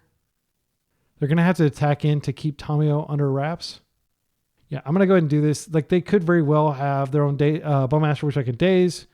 But they may have a cantrip they want to fire off at the last minute. If so, they've drawn really well because they've already hit 2 of 9 probable cantrips in the deck. Lightning Bolt here. It can't be helped, unfortunately. Yep, it's, like a 3-for-1, I think. Or maybe just a 2-for-1. Like, I only got 1 clue off of it. So we're going to be able to attack in. We're not winning the race, technically. That's a bad rip. I'm not going to show them that I have that. Because then they have perfect information, basically, about our hand that they don't need to be afraid of anything. But this might be helpful here in terms of stymieing their development. I am very worried about them going land into Murktide. They may have a Surveil. They don't. Okay, if they don't have one, they probably shouldn't have fetched there if they're looking for land because it reduced the number of lands that they're drawing to. I can't stop that. It's a 2-for-1. All right, we're taking it. We're looking for Baleful Strix or another Orcish Bowmaster would be fine. Tamio's fine. I'm going to go ahead and attack first. If they have like a Fatal Push or something like that, I want them to use it on this. This is an exciting game, though. I feel like we're ahead, but like we've gotten a lot of favorable exchanges, but I don't feel very far ahead. And I think part of that is because I've got a lot of land and they don't. So it's like a lot of our card advantage is kind of like tied up in these excess lands that we've drawn. If they just slam a Murktide here with a land, then we're really far behind. Ponder's fine. They are filling up that yard. DRC would be super duper delirious here. I'm just hoping that they get jumpy and that I get an opportunity to daze, because I would love to get this Undercity Sewer trigger a second time. There's a Wasteland. That plays around daze quite nicely. They have another one. So we're very much in the market for a Brazen Borrower here, can't do anything about that. All right. They don't attack, so our Tamio can't do anything. We're in kind of a holding pattern. Oh, come on, deck. Don't do this to me. Well, I think we play this out because we're going to want to definitely brainstorm this back, but we're sadly like very far behind. I can't attack with this Orc Army until they start attacking. If they flip Delver, which I think they know their top card, did they shuffle their Brainstorm? They did not shuffle, but they didn't flip. Okay, now they're drawing land, which they probably don't need, but it does invalidate our days. If they have Kaito, that'll be absolutely backbreaking here. Okay. Kaito would be a great route for me. I don't have Kaito in my deck. Oh, no. Yeah, well, the good news is like they're just chilling and they're not attacking in. They're sufficiently respecting Tamio. Man, come on, deck. Don't do this to me. They can surveil to... they're just thinning. Do they look? Okay, so they didn't flip somehow. We're getting very lucky with them not flipping and with them drawing excess land. If we draw a single Brainstorm, I'll feel a lot better. We've had 0 Brainstorms and 1 Ponder in the top 22 cards of our deck. Is that true? Yeah, we pitched Force to Force, which was the disciplined pitch. Like if you're in a Delver mirror and or a Tempo mirror and you get a chance to pitch Force to Force, do it. Still not attacking. Still respecting our Orc Army token. Time is on their side. Okay. I think I want to make sure this resolves, but if this resolves, then okay, so what we could do is we could attack with the Orc Army and then they'll know something's up. And then if they block with the Insectile Aberration, that's great for us. I don't think they have a way to just straight up counter Orcish Bowmaster. They know something's up. They know we drew Bowmaster. Right? Okay, they're not blocking. So I am going to go ahead and just ping now. They have Spell Snare or something like that. That would be insane. Okay, good. We're doing an extra damage here. We've established our board a little bit. I'm feeling a lot better now. But if they have their own Bowmaster here, then we're back on the ropes. Murktide still ends us. We won't be able to race a Murktide. We're just getting super duper lucky. I mean, it may seem like we're getting unlucky with these lands, but we absolutely needed that Bowmaster. All right, well, I'll stop talking about us being lucky. We're just going to come across. At some point, they are going to have to start blocking this, but they can bite a few turns. If our opponent can see our hand, I wonder what they think we have in our hand. Because, I mean, like sitting across from this, it would look very intimidating. But we have drawn 1, 2, 3, 4, 5, 6, 7, 8, 9, 10, 11, 12, 13 out of 19 lands in the top 24 cards of our deck. Obviously, some of those were fetched. Wasteland is yet another land that doesn't really, it's not of any consequence. I do think it makes sense to fire it off. I'm going to fire it off on their black source. That will force them to fetch, which they don't want to be doing at this point. I'm going to go ahead and do it. Okay. This does restrict their options. Next turn, they have a force block on this now, so we can attack with these. Unless they have like some bolt or something, that would be embarrassing. Kaito. Yeah, they played very well here because we can't interact with it. It can stun Tamio potentially. They can just attack and then they can surveil. Okay, they are stunning. That's fine. Kaito's a great card. I'm going to be bringing my Kaitos in from the board, I think. So have we seen any wastelands from them? They may just be like control, but with Delvers in it. Oh my goodness. Come on, deck. All right. Yeah, I mean, we just have to sit here. This sucks. We can't do anything. We can't profitably attack. I'm not going to feign strength only to get blown out. I'm just going to sit here and die to Kaito because our deck is giving us nothing but lands. We could Tamio and hope to find something that can flip her, but I think that's... I mean, we do have a lot of brainstorms in our deck. They're choosing the plus, which I think is okay. I mean, like, they could also draw a card. Are they going to come across just with that? I'm just going to take this. Use my life total as a resource. If we can clear the path, we still can't kill. They've got 1 life. Okay. Nothing to be done here. Come on, deck, please. Please give us something. Oh my goodness.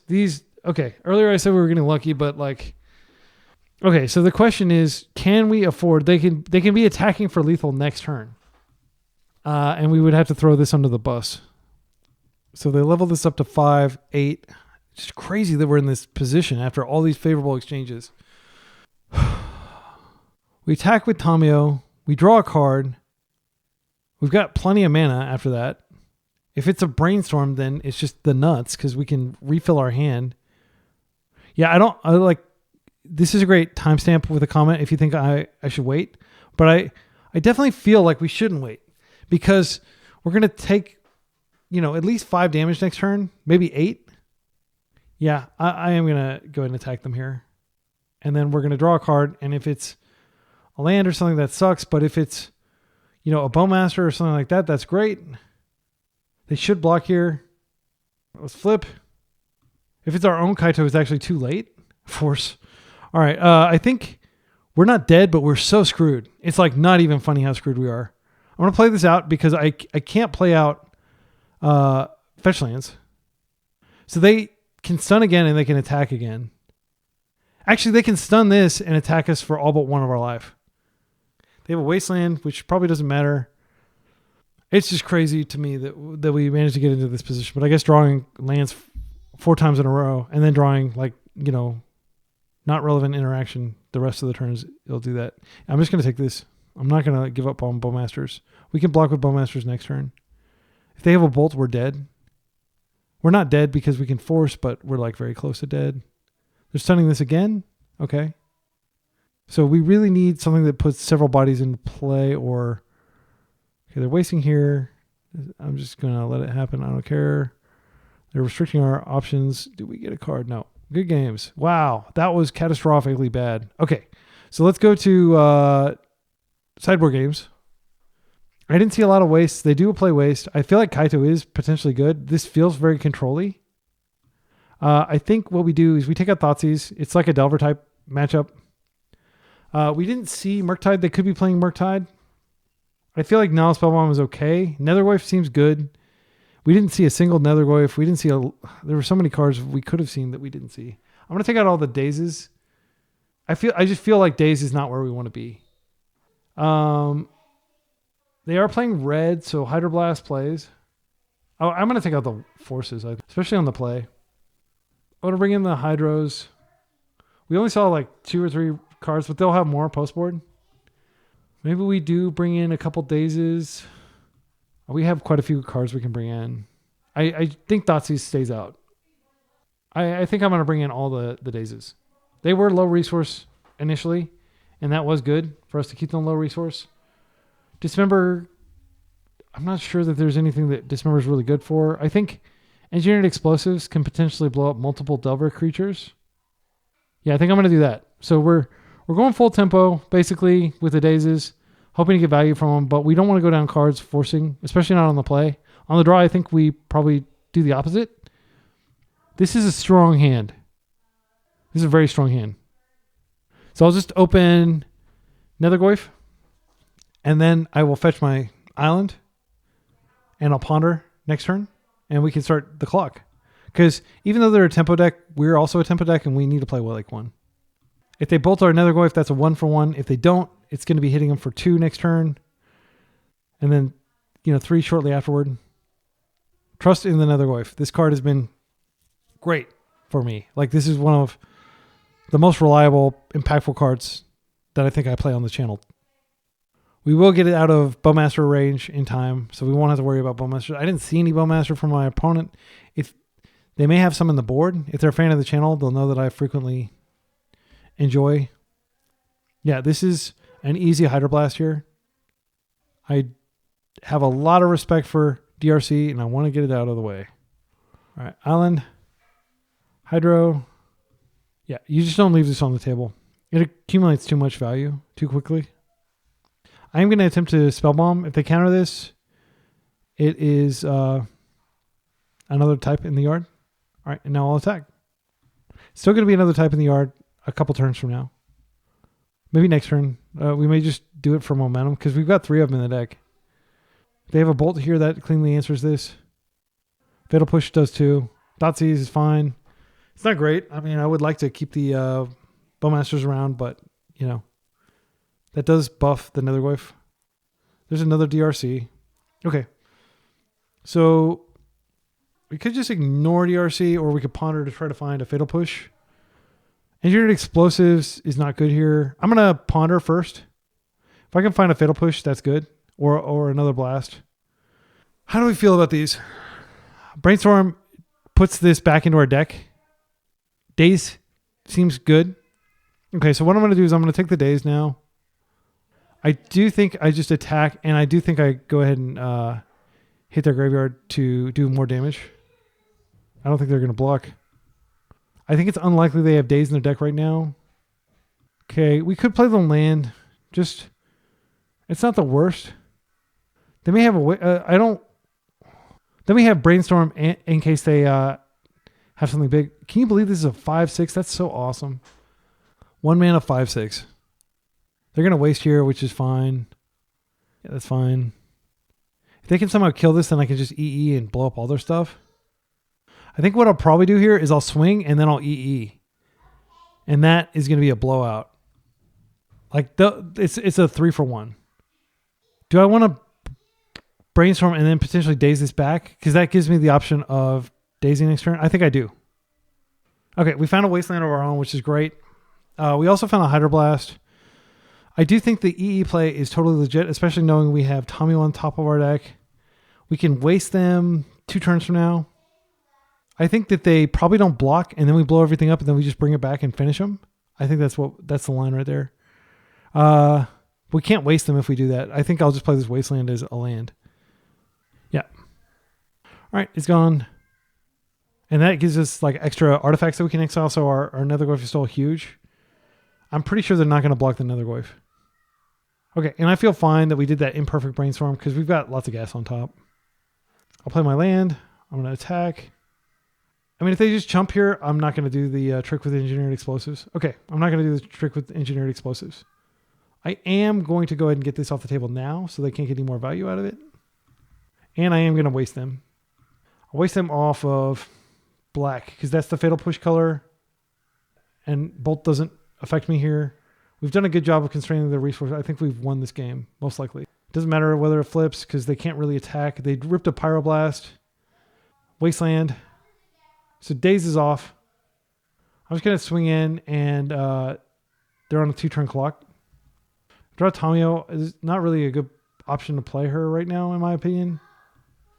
It's mana efficient to go ahead and drop the Engineered Explosives here. Is there a 2-drop that we might need to worry about? I'm going to go ahead and play this out. Yeah, I'm going to play it out. Just in case they can remove this. We don't want to die. And this is just like a clean opportunity to play it. They have to hold this back. All right, and if they have like Bolt, they can... Oh, that's just nasty. All right, I'm going to go for it. And if they trade, then they'll be disappointed to see that I have the follow-up. Nethergoyf's so good.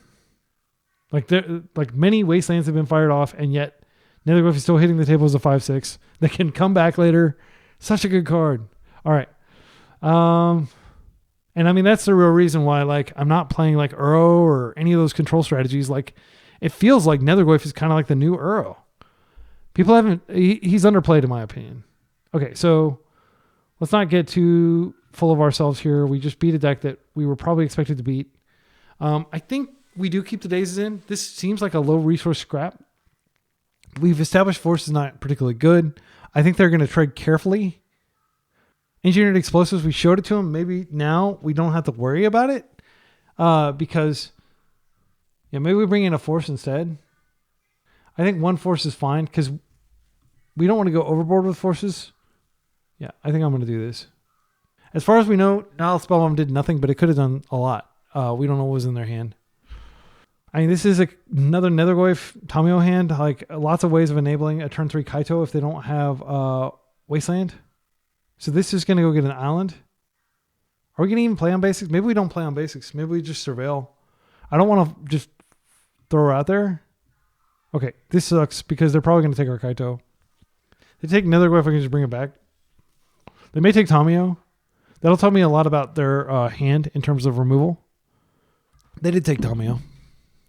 I will take a moment while my opponent's thinking to thank my lucky stars that I haven't had to face Oops All Spells today. I'm really tired of playing against Oops All Spells. My friend sleeved it up, and I was just like, no, why are you doing that? Okay, so I think they could have like just a bunch of Wastelands, but they know what we have. They don't know that we have a Daze. If they attempt to Bowmaster this, they can't Bowmaster it. They can bolt it. There's nothing we can do to keep it out of bolt range. I'm going to go ahead and play it. If they Daze it, it's okay. Like, again, it comes back. That's a great thing. It just doesn't come back from Prismatic Ending or Plow. I think this is a Daze. This tells me they're like looking for mana, and I can exploit this. I could be wrong. They may Daze back. If they Daze back, it's actually like a land drop. I think they do have the Dazes in. They do have the land. Okay. So they did have the second cantrip. I think maybe that was a mistake for me to Daze there. We're going to be able to Flooded Strand, get this Surveil land, potentially get this up to 4 power next turn. Our opponent knows what's in our hand. They know what we're capable of. Yeah, I'm going to go ahead and go get another Underground Sea. Again, not expecting any non-basic hate outside of Wasteland itself. And I'm going to go ahead and put this on the stack, and if they want to counter it, then it buffs the Goyf. But we're delvering them on the draw. They have 4 cards in hand. These are out of bolt range now. We have Kaito coming down next turn, uncounterably. They're going to have to find another Thoughtseize. I'm feeling good. Murktide would be rough. Murktide would be forced. Murktide's force could be dazed. Then we would lose. Ponder. They do have a juicy graveyard for Murktide. And if they were disciplined with the daze and they didn't daze back when they could have, then, we could get the blowout. I could attack into a Murktide. We're not going to have to do this, but like I'm just talking hypothetically because I always do this because I can't help it. I can't help myself from entertaining hypotheticals. I could attack with both, sacrifice one, Kaito, stun Murktide. That's probably what I would do. Daze is a decent rip. Land. Let's go to combat. They are on a 3-turn clock currently. If Planeswalker goes to the yard somehow, it buffs them further. I didn't even think about that, but Kaito is a type for Nethergoyf. So now a Nethergoyf can potentially become a 6/7, which is crazy, like old school Tarmogoyf territory. You used to build your deck so you could have a lot of variety, so you could have really giant Tarmogoyf. And the fact that you could potentially get there with a 1-drop is pretty ridiculous. This is going to happen. I will float.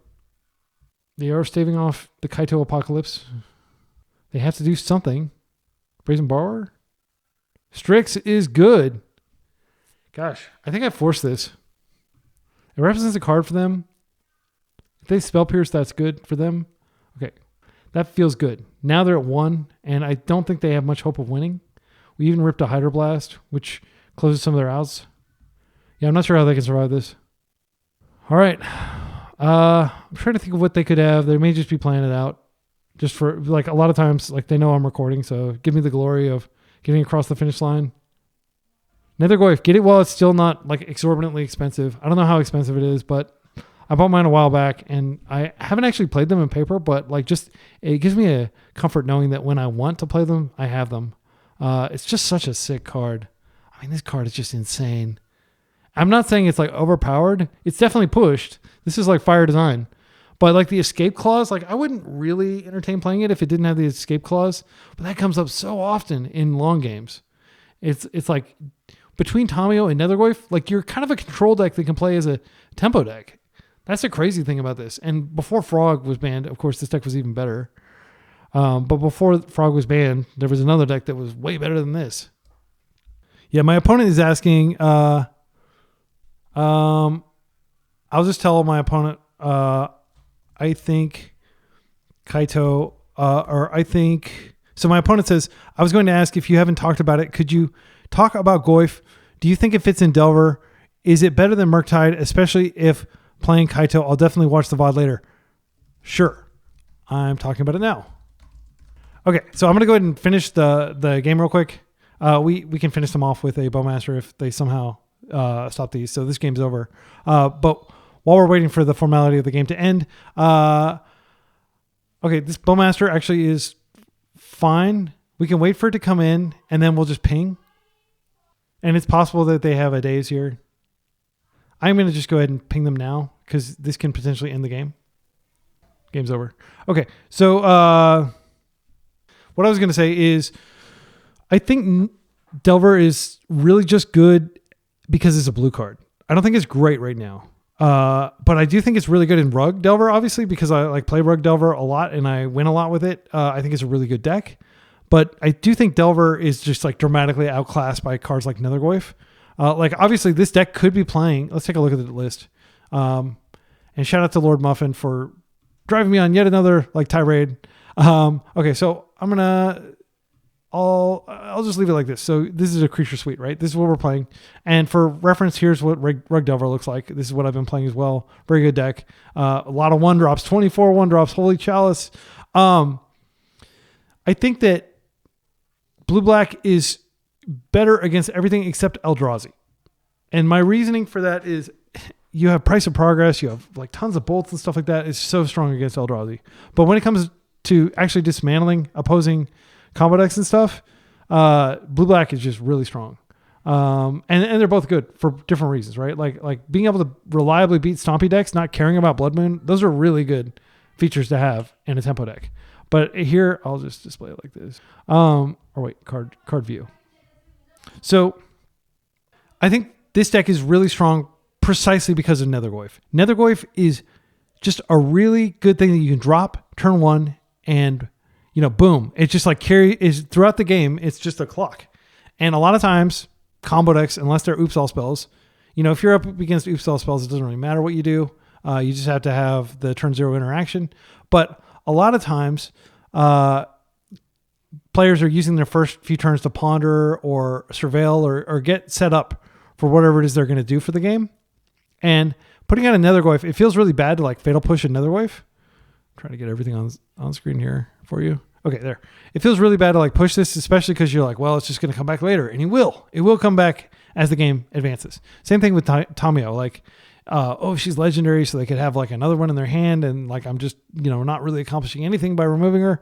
I like the fact that you put these bad dilemmas on your opponent with these. With Delver, there's no real dilemma. It's like, okay, well, if I have a Bowmaster, I'm gonna and if I can daze protect the casting of my Bowmaster, I am going to poke the heck out of your Delver Secrets before it can flip.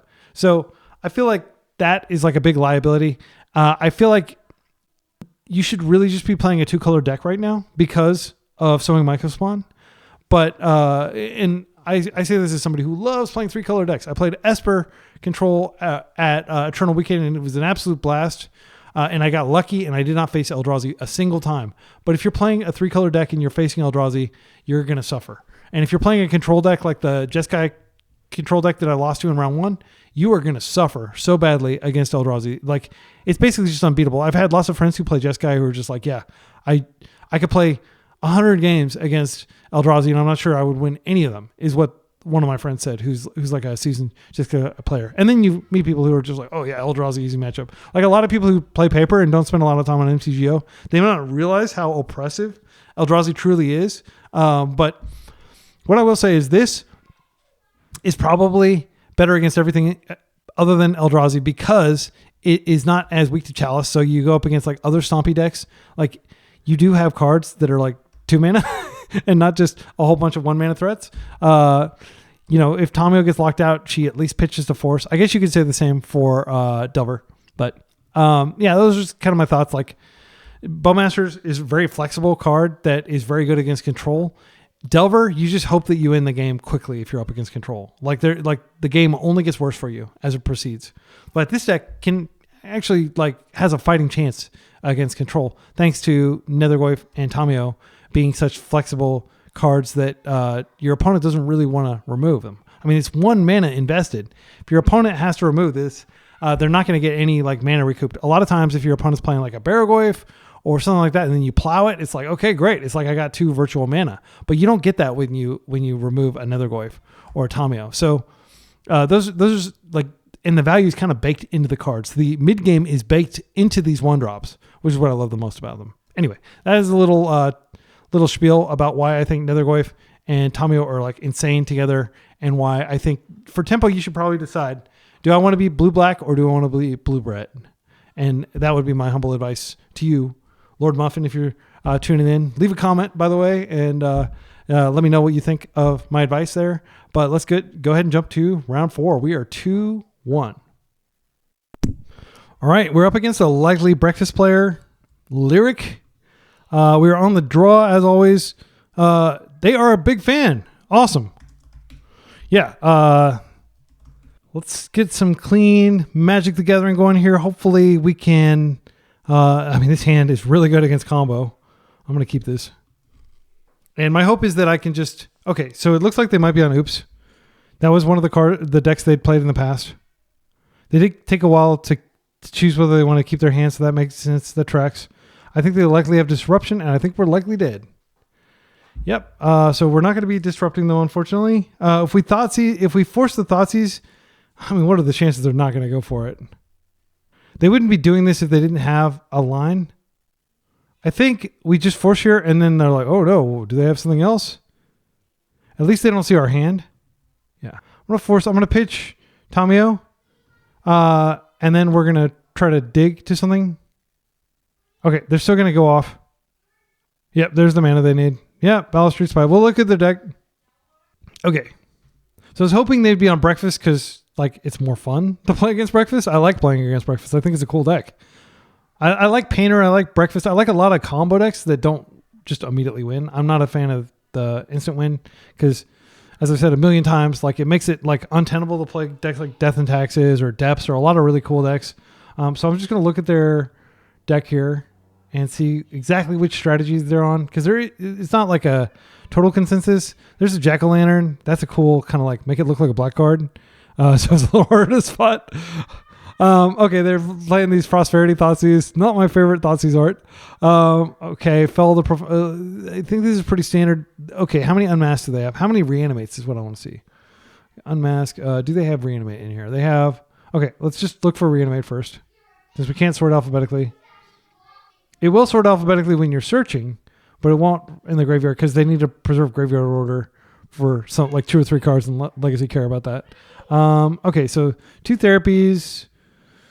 Let's see, how many Narcos? 2 Narco. Oh, yeah, the 2 that are already on the stack. I'm just going to let them proceed. Oh, the Oracle's here and the Dread Return. So do they definitely have the win? Yeah, they have the win because they have a Bridge from Below. They have a single Bridge from Below.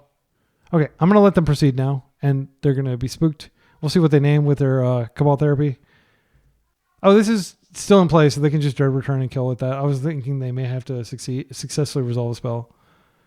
Yeah, I didn't get any additional information. This is basically what I expected them to have. So 2 Poxwalkers there. I think I saw 2... Yeah, we might as well concede now. We don't need to show them our deck. I think they have a second Cabal Therapy. Okay. All right. So the way we board here, in my humble opinion, we bring in the Thoughtseize. Engineered Explosives can actually kind of save us from death, but it's a terrible card. Grafdigger's Cage comes in. Force Negation comes in. Consigns all come in just because they're blue and they can, in some extenuating circumstances, be good. Cards that come out. I think we take out all the Fatal Pushes. We can take out Nethergoyfs. Actually, Bowmaster is worse than Nethergoyf. That may seem crazy, but it's true because they're not drawing any cards.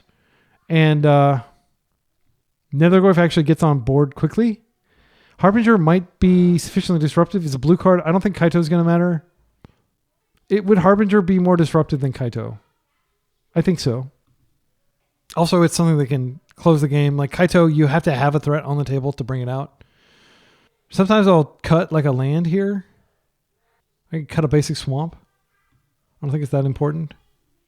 And then we can bring in one more blue card. I will bring in a Kaito. I think it's way better than a Hydro. Okay, we've got all the disruption we can get in the deck. Let's do this.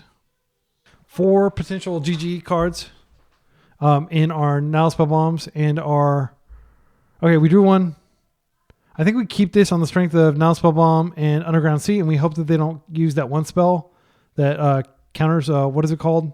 I haven't seen it in a while, but it's like Grand Arbiter... Not Grand Arbiter or something like that. It's Chancellor of something.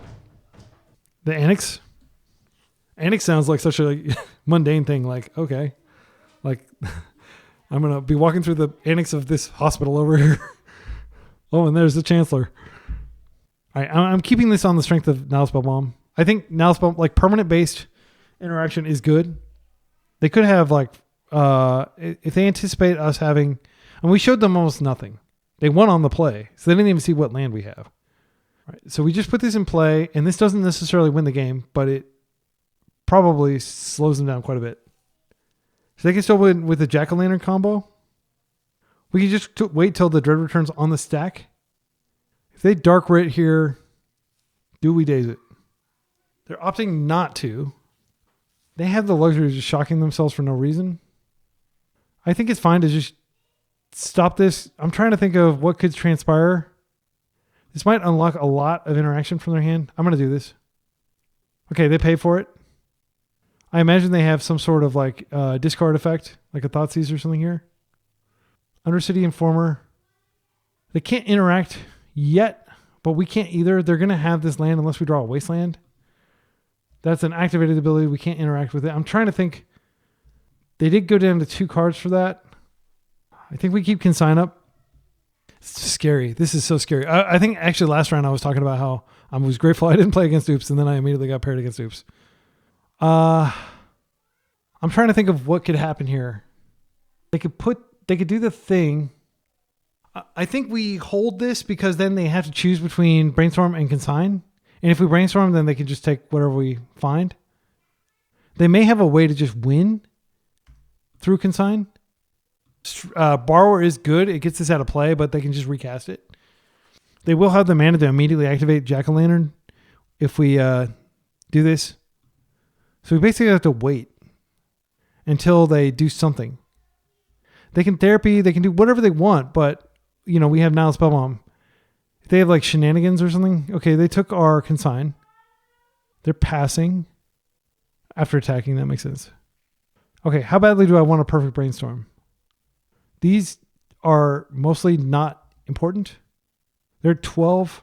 Nethergoyf can end pretty quickly. Do we want to attack? I think we just chill for another turn cycle. I like having the possibility of Brainstorm into a second spell. They may not be able to win with this on the table. They may be like just waiting for us to screw up somehow. They shocked that in. I think they're planning to just shred our hand. Like therapy repeatedly. I mean, they may actually be able to assemble like a winning coalition of creatures. Because they would have 3 draw steps and we're already at 16. Okay. So let's take a look at their graveyard again, see their sideboard strategy. Okay. Narcomoebas are on the stack. I don't think we stop those. Let's think about what they... So if these go to the graveyard, they immediately get zombies. And they get the other guy. So what could they do? They could use the thing to put Thassa's Oracle on top with 2 Lotus Petals to cast her. They don't know that we have a Force of Will. I don't believe they have anything else they can do instant speed. Oh, actually, if they Jack-o'-lantern and then cast that, they do get back their cards, so they can potentially attack in. But if they are able to Thoughtseize us, it's really bad. I can't remember what I'm supposed to do here in this situation. I think I'm supposed to go ahead and hit them now, prevent the Narcomoebas from coming into play, keep the Brainstorm up. Yeah, we can just force the Jack-o'-lantern and they have to have Pact. And we have Brainstorm. I'm going to go ahead and do this. So here is where they use the spell. Okay, Jack-o'-lantern enters exile. I'm not missing anything here. It's just that Memory's Journey. They get their Poxwalkers back. That won't matter when I counter this, though, because they won't have turns to attack. So I think I'll just pitch a Strix here. Because do they have Pact as their last card? Actually, Pact doesn't win because they die. This doesn't matter because they're going to die during their upkeep. So I think I let them do this. Memory's Journey is targeting Thassa's Oracle. Lotus, yeah, it doesn't matter. They're going to die during their upkeep. They can't win with it on the stack because they're not going to be able to pay for Pact. I should have paid for that. It doesn't really matter. I'm pretty sure there's no way they can win now. Okay. Yeah. Okay, cool. Yeah, I was freaking out because they were still playing. Like, did I miss something? All right. So now the Shenanigans, it's an MTG card. Shenanigans, very cool name for a card. It's going to come in. I think we keep everything as is. Yeah. I think having an extra blue card is worth more than having a land. We could get a no-lander with like tons of good stuff and then we'd be kicking ourselves. This is fine. If we get a turn, it's fine. If we don't get a turn, it's bad. I'm going to just go ahead and think really hard to make them think that I don't have a force. But if they have the turn one, they have the turn one here. And there's no mulling this hand. You don't mull this hand. I'm going to think for like a really long time, make them really think I don't have a force. Of course, they said they're a big fan, so they probably know I'm doing this. All right, well, whatever. Mull to 5, mull to 4. Okay, I'm liking those odds. Isn't that like a Han Solo thing? I like these odds. Okay, they're keeping their 4-card hand. They unlikely have protection. They may just play a land and pass. All right, this is what we needed. This is what we needed for the fail rate to manifest itself. Okay, so option 1, we could just waste here. No, I'm going to Thoughtseize. I'll waste them next turn. Okay, so this is a pretty cheap spell. They could actually cast it next turn. Terrifying. They don't have any interaction. I think I just waste next turn. And I mean, they could rip Reanimate, but I didn't see it in either of their piles. I don't believe in leaving that in their hand because if the game goes on long enough, they could find a way to get it into play. And that would be terrifying. Okay. So their hand is currently Simian Spirit Guide 1 unknown. So if they just rip another one of these, they can party. So I am going to go ahead and take them off a land here. And I'm just going to Tamio. Tamio is proactive. I want to be proactive here. Next turn, I can Tamio, flip, put back a bunch of lands, hopefully. Maybe find another wasteland. Thoughtseizes, cards like that are really good from them. Pedal. Okay, so they're just playing it out. That makes sense. They don't want to get Thoughtseize away, I guess. Nethergoyf's great. We're going to go ahead and attack. Nethergoyf's going to up the clock here. Create a clue. I am going to go ahead and brainstorm. I am aware that this takes us off force. Yeah, maybe that's a mistake then. Yeah, I think I'm just going to accrue resources for another turn. I'm not going to get too hasty. We'll go ahead and drop a Goyf. We can still put these cards away later. I do want to get the clock going. Okay, no play. That's what we like to see. Okay, another bad card to draw. I am going to go ahead and brainstorm this turn because I have the clue. If I'm going to brainstorm, I should do it now. Now that I've created the clue. Blue. Perfection. I cannot see us losing this game, but, more embarrassing things have happened. All right, we're dealing 3. We've got Consign. We've got another Tamio that pitches very well to force. We can shuffle our bad cards. We can even get a Surveil, but I think I'll just crack the clue. Get more cards in the grip. Thoughtseize is okay here. I think they might concede once they see all the action I have, because it's hard for them to stop Consign. They have to... Well, actually, it's not that hard. It's really just a blue card to pitch for force. Because if you think about it, like they have Cabal Therapy. They took the Consign. Interesting. It can't stop like the ETB trigger on this, so maybe they drew one. I'm going to crack a clue here and keep the 4 momentum. Okay. That's a great rip. All right. Another great rip. We can just buy back the Consign. We can buy back a Thoughtseize. I think I'm going to do that. Just just check the boxes, you know. Go ahead and do this first. I mean, if they saw our hand now, if you're watching this, oh, yep, they did have another one. Well, we're going to stop it. They could have gone for it last turn. I'll just swing. So their hand is Unmask and Simian Spirit Guide. Not the most intimidating of hands. We have Clue Up. We can just keep redrawing Thoughtseize every other turn if we want to, stripping their hand. They just had an unfortunate mold of 4, but I mean, frankly, you deserve to have to mold of 4 if you're playing a deck this powerful. Some people can do it. Our opponent may very well often win when they mold of 4, but it is one of the costs of doing business when you're playing a deck as weirdly constructed as theirs. Our days just more interaction. We'll take it. Now Spell Bomb is just like our deck has been very generous to us. Where were you last game when we drew 8 lands in a row or something? All right, we're just gonna swing in. There's no point in hastening their demise. We can just be patient. All right, I'm gonna plus. Again, I'm not really thinking too much about these different moves because I don't think it matters too much. Giving them extra turns doesn't really matter. You're giving them a couple extra cards. This is one of the most one-sided games I've played against Oops in a long time. All right, good games. We are 3-1, losing only to Jeskai. Let's see how we can do in the final round. Round 2, we're up against a likely lands player. I love to see it. Love the variety.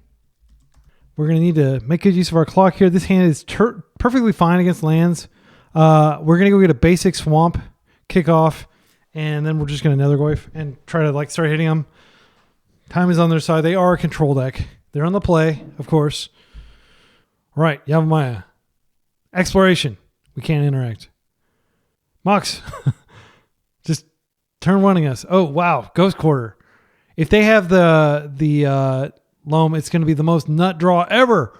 How are we ever supposed to beat this? The answer is we aren't. We can never beat this. Yeah, I mean, they've got Wasteland and they've got freaking... Okay, let's think about this. So Loam will dig them to other things. I'm not going to concede the game just outright. It may actually be good to concede it. They're so far ahead. This is essentially on... let me give you a moment. I'm going to just talk about why this is an insane, impossible to beat start. First of all, every turn they're basically going to be drawing 3 cards. They can put those cards into play. They've got Wastelock. They've got Ghost Quarter lock. So essentially all our basics are going to be depleted very quickly. As they reveal cards off Life from the Loam, they'll be extremely unlikely to not reveal something like a Wingcon in Merit Lage stage depths or in Urza Saga. And they'll just be able to keep re-spamming that Urza Saga and they'll have tons of land. So this is the critical card and they had it. They had everything they needed. I think what we do here is we just Delta for a swamp, play Nethergoyf and pretend we're still playing a game. But I think we're maybe 1% or less to win here. Tamio may actually be better because they may not have a way to interact with her. Sadly, I think we actually have to go get the island because we attack. We can flip Tamio next turn. No, we can't. No, we can. We can double ponder to flip her. All right. I am going to hope that Tamio can get us there. I think it's unlikely. Oh, we can't flip Tamio because we're likely not going to have access to a second blue. Well, I'm going to try it. I think trying to win off Nethergoyf when they have cards like Maze Vith in their deck is not going to happen. So all I'm saying is it's been a good run. But I think, there's the Maze. I mean, if there's any blessing, is that they got a second Cradle, which is legendary. They're just going to get all those lands right back. They tap their Wasteland. They're going to Ghost Quarter us, most likely. Here's the Ghost Quarter and the Wasteland. Lava Spur Boots. Okay. It doesn't matter. This is tapped, I think. Oh, it's not tapped. Okay. Well, I am going to float a blue here. Not that it really matters. Actually, no, I don't have anything I can do. It doesn't even matter that I float a blue here. Yep. We're going to go get our swamp. The only card that we could draw here that would matter for the purpose of keeping us in the game. Yeah, it's not that. I think we attack and we probably just play the waste out, so we at least aren't going to get both of our cards destroyed here. I don't think pondering is useful here. I mean, the fact that they have the Maze of Ith face up, I'm just going to concede. Like, we're not going anywhere. Okay, I'll save time. I mean, this game, like, this is not a terrible matchup, but this exact hand that they had is basically unbeatable by anything that's not a combo deck. Okay, so Force Negation is definitely coming in. Grafdigger's Cage doesn't actually affect what they're doing. Engineered Explosives, potentially good, can blow up Moxen. I don't think it's good enough. I've had Lance player tell me that like they like Null Rod and things like that aren't good enough, and this isn't that category. Well, actually, so this can blow up constructs as well as Moxen. That's why I'm thinking it might be worth playing. Thoughtseize on the play is okay. It's not spectacular. Daze is terrible. Let's get the Daze out of our deck. Like, Daze is never good against this deck. Consign, not really worth playing. Harbinger, good. The real card you want, Kaito. Kaito is insane against them, and that's what we're going to hope to do. I'm going to take out all the Fatal Pushes. They could be playing like Elvish Reclaimer or something like that, but I think it's less likely. I'll bring this in, and they don't have any recent lists. This is from like a month and a half ago, before the bans. But you can see that they were playing Ghost Vacuum, Lava Spur, like nothing really worth consigning. I mean, you could consign the Sphere. I don't think that's really great. This card is really cool. I can't read it because without tilting my head, you may play lands from your graveyard. So it's like an alternative. And then it has like an ability when you unlock this door, you may play from your graveyard this turn. Okay, so it's kind of like a Guy's Will on a Crucible. It's pretty good. 3 Maze of Ith. Only 1 Tabernacle. I saw somebody with 4 Tabernacles the other day. Only on MTGO can you afford to put 4 Tabernacles in your deck unless you are Richie Rich. Okay, so we just need to cut, or we need to add a couple cards. I don't think Consign is terrible. It's not great, but they have enough artifacts that maybe this is good. Actually, this doesn't hit their... It hits so few things in their deck. I think on the play, I'm going to keep the Dazes in. Let's do it. Sometimes days like your opponents just assume you're taking the days out, so you get some days equity from that. Now Spellbomb is very good against them. Strix, not spectacular. I like the abundance of lands. We're keeping this. All right, I'm going to try to play fast because I have gone a time against lands before. It's very click intensive if they get their Tabernacle out. I'm just going to go get a Surveil land here. I don't want to show them that I have the Nile Spellbomb because they might be more tactical about how they use their loam. I just want them to like have a nut thing like they did last turn and put the thing in the yard, and then I can deal with it. Maze of Ith into the yard. Please play the loam. All right, I'm going to Surveil. Basics aren't really safe. You do want to have basics, but it's not really safe to do so because they have the... yeah, that's good. All right, Thoughtseize. I think we start with Thoughtseize, and then if we can get them with the Spellbomb and rip the loam out. Okay, they don't have loam. I don't think exploration matters. Walk-in Closet is definitely what we want to hit here. Plow is unfortunate. We'll have to work through it. Yeah, and then what I'm going to do is I'm just going to go ahead and play out this Spellbomb. They can still do like tricks to get it into play. There's not really any benefit to playing anything else out. I'm glad I took the time to read that, by the way, because I didn't have to take that during the actual round where time is more precious. Exploration, by all means. You and what army of lands? Please waste us. That is totally fine. Okay, so their hand is Exploration, Plow, Mox Diamond. And I'm just going to hold this. This will not do anything really this game. Force Negation is a great rip. I'm just going to play the Strix. And in case they start Ghost Quartering, I don't want them to waste me off a particular color. So this might be like, you might be like, wait, why are you playing that against like all the... It is just like a concession to the fact that Ghost Quarter is really bad against us. Like bad by, like it devastates us. Bad in the Michael Jackson sense. I'm bad. Or the Bad Dudes, if you remember that game. Are you a bad enough dude to rescue the president's daughter? All right, please. Oh. Yeah, it's unfortunate. They're going to have one. I'm going to definitely waste the stage here. All right, that's a great rip. I'm going to hit that. No harm in attacking. I could actually bounce this back to hand, and that is tempo positive. I'm going to do that. Now they have to discard a card to get their plow back online. This is going to die by itself, but it could go get like some useful artifacts, so I'll probably waste it too. Okay, they are pitching a land to be able to put this into play. What are they discarding? Lush Portico. Okay. Another exploration. Again, not a big deal. What could they get off of this? I don't think they can get any. Well, they can get the thing that searches. Oh, well, here's what we're going to do. This is a very easy play, in my opinion. This card just solos them. Wow, they didn't even see it. They didn't even get to see it. If only they knew the doom that was on their way. You know where the name of the video game Doom comes from?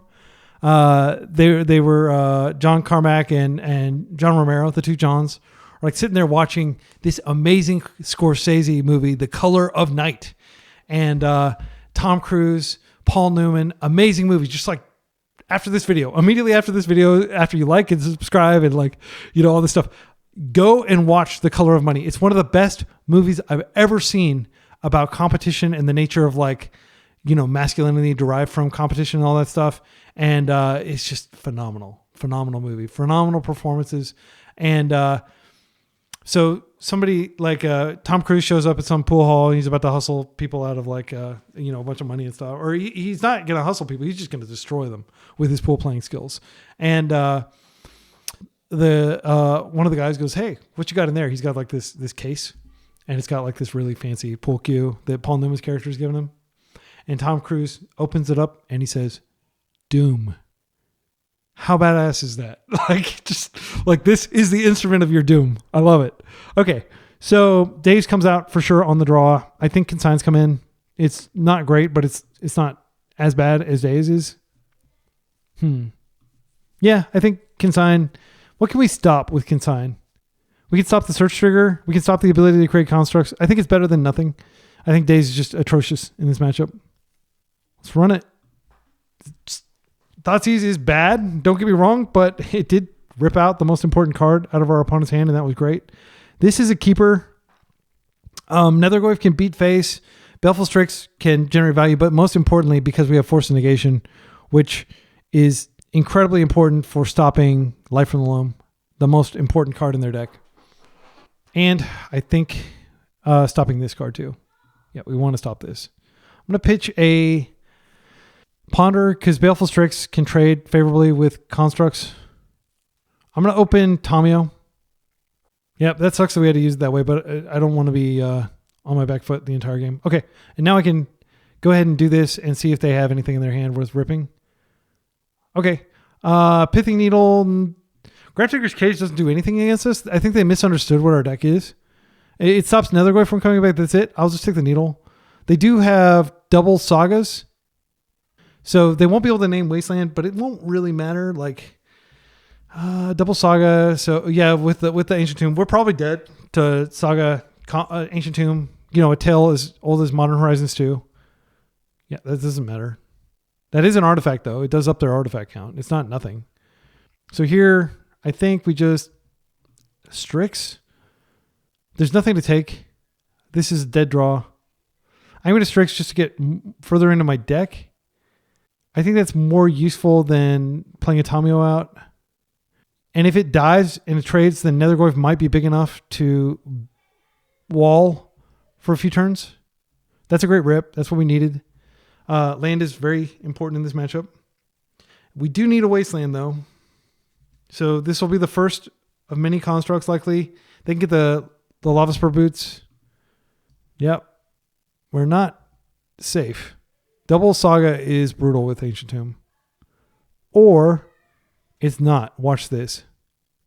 This is what we call Doom. We are dooming. Blue. This is probably GG. They may make a construct and try to play through this. They do have a 2/2 construct now. We just wipe their board. Their hand is Wasteland, which doesn't do anything. And 2 unknowns. I'm trying to think if there's anything else we need to do here. I think attacking is fine because we're just going to drop the Nethergoyf next turn. and I do want to keep the clock going. Like, they might figure out a way to draw out, and I want to minimize the amount of life they have. That was just absolute devastation. They didn't get the search trigger. They didn't get any of the subsequent draws. They've got 1 mana on the table.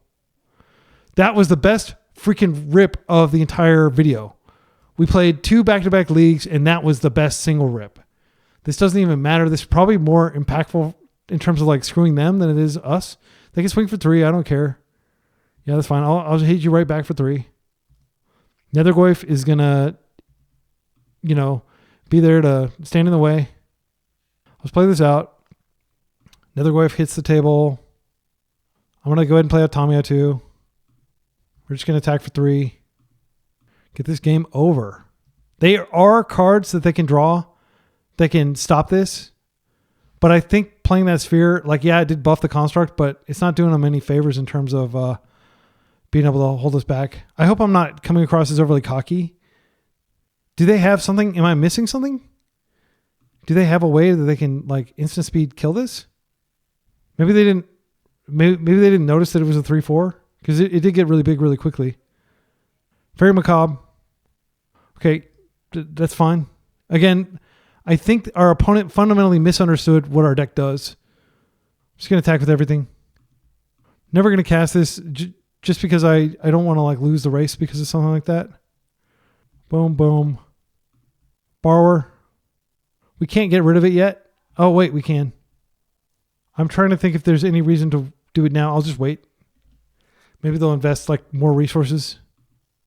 Okay.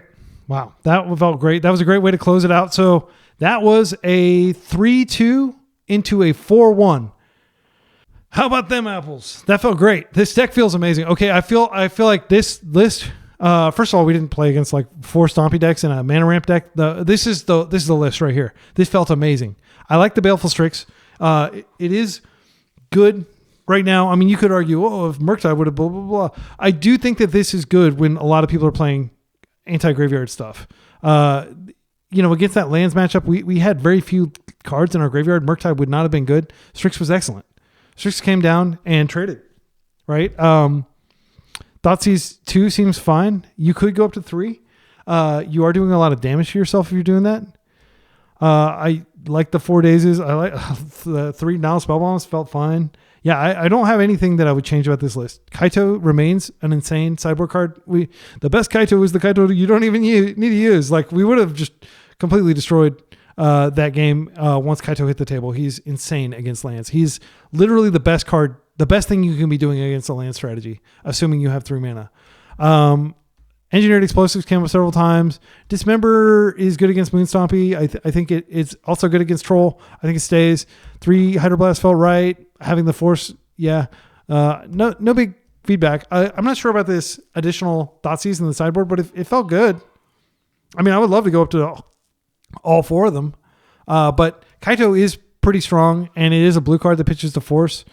I feel like there are in control mirrors. We didn't get a chance to use him against Jeskai. That would have been spectacular. I would have loved to have gotten a trophy there. Of course, everybody would love to get a trophy. It's really hard to do. I'm going to keep grinding, keep hustling, keep trying to get that gold. Other than that, man, these cards, just what I was saying to Lord Muffin. These are your mid game, your early game, and your mid game in one. I mean, these are pushed Modern Horizons 3 cards that just give you an insane mid game, and they come out turn 1 and immediately start doing things. Immediately start chipping away at your opponent's life total. Immediately start creating clues that you can use to draw cards. It feels very synergistic. I love just having 5 artifacts so you can get Nethergoyf up and get him up and running. And I would love to go back up to 3 Thoughtseize. That is the one thing that I'd like to do. But I feel like now Spellbomb is so good right now. And it does free up a sideboard slot, because if you have to have 4 anti-graveyard cards. So you would have to move one of these to the sideboard. I think given a choice between having, 4, I mean, this, I played against Dredge a lot. I played against Oops a lot. This is more impactful than a single Thoughtseize in those matchups for sure. And there's a lot of Delver and this is really good against Delver. You know what's not good against Delver? Thoughtseize. Thoughtseize is terrible against Delver. Okay, I'll bolt you and I'll 1-for-1 you, and like pretty much every card in Delver says produce mana or kill the opponent, right? So like you're not really getting much of an edge through Thoughtseize in that matchup. And because Delver's everywhere, I think it's fine to go down to 2 Thoughtseize. But it is very good. And I hope you saw throughout this league that both of these leagues, the Thoughtseize was very good. I don't really have any more ideas. I mean, I could probably talk for hours, and all I will say is I hope you're having a blast. I hope you are going out and playing tempo. I do think tempo is the right thing to be playing right now. I don't think control is where you want to be until Sowing Mycospawn hopefully gets banned in March. And you can't ban it based on like representation in the meta or anything like that, but you can say that like Sowing Mycospawn makes it impossible to play control decks. And if you don't believe me, just go play control decks and keep track of how many matches you win against Eldrazi. It will be unfavorable. And there will be so many frustrating games where you just don't even get to play the game because your opponent had like a turn 2 or turn 3 Sowing Mycospawn and exiled your lands, and you just never had time to recover. I know lots of people who are diligently playing basic lands and stuff like that, and Sowing Mycospawn does not care about your basic lands. They're very happy. It's very happy to exile that. And sooner or later, you're going to get color screwed if you're not playing any duels. So everybody plays duels if they're playing more than one color. Yeah. And also at the same time, resist the temptation to try to go monocolor. I think that's a trap. You do need more than one color in Legacy, unless you're playing just straight up Painter or Moonstompy, or like Painter even usually plays the second color, right?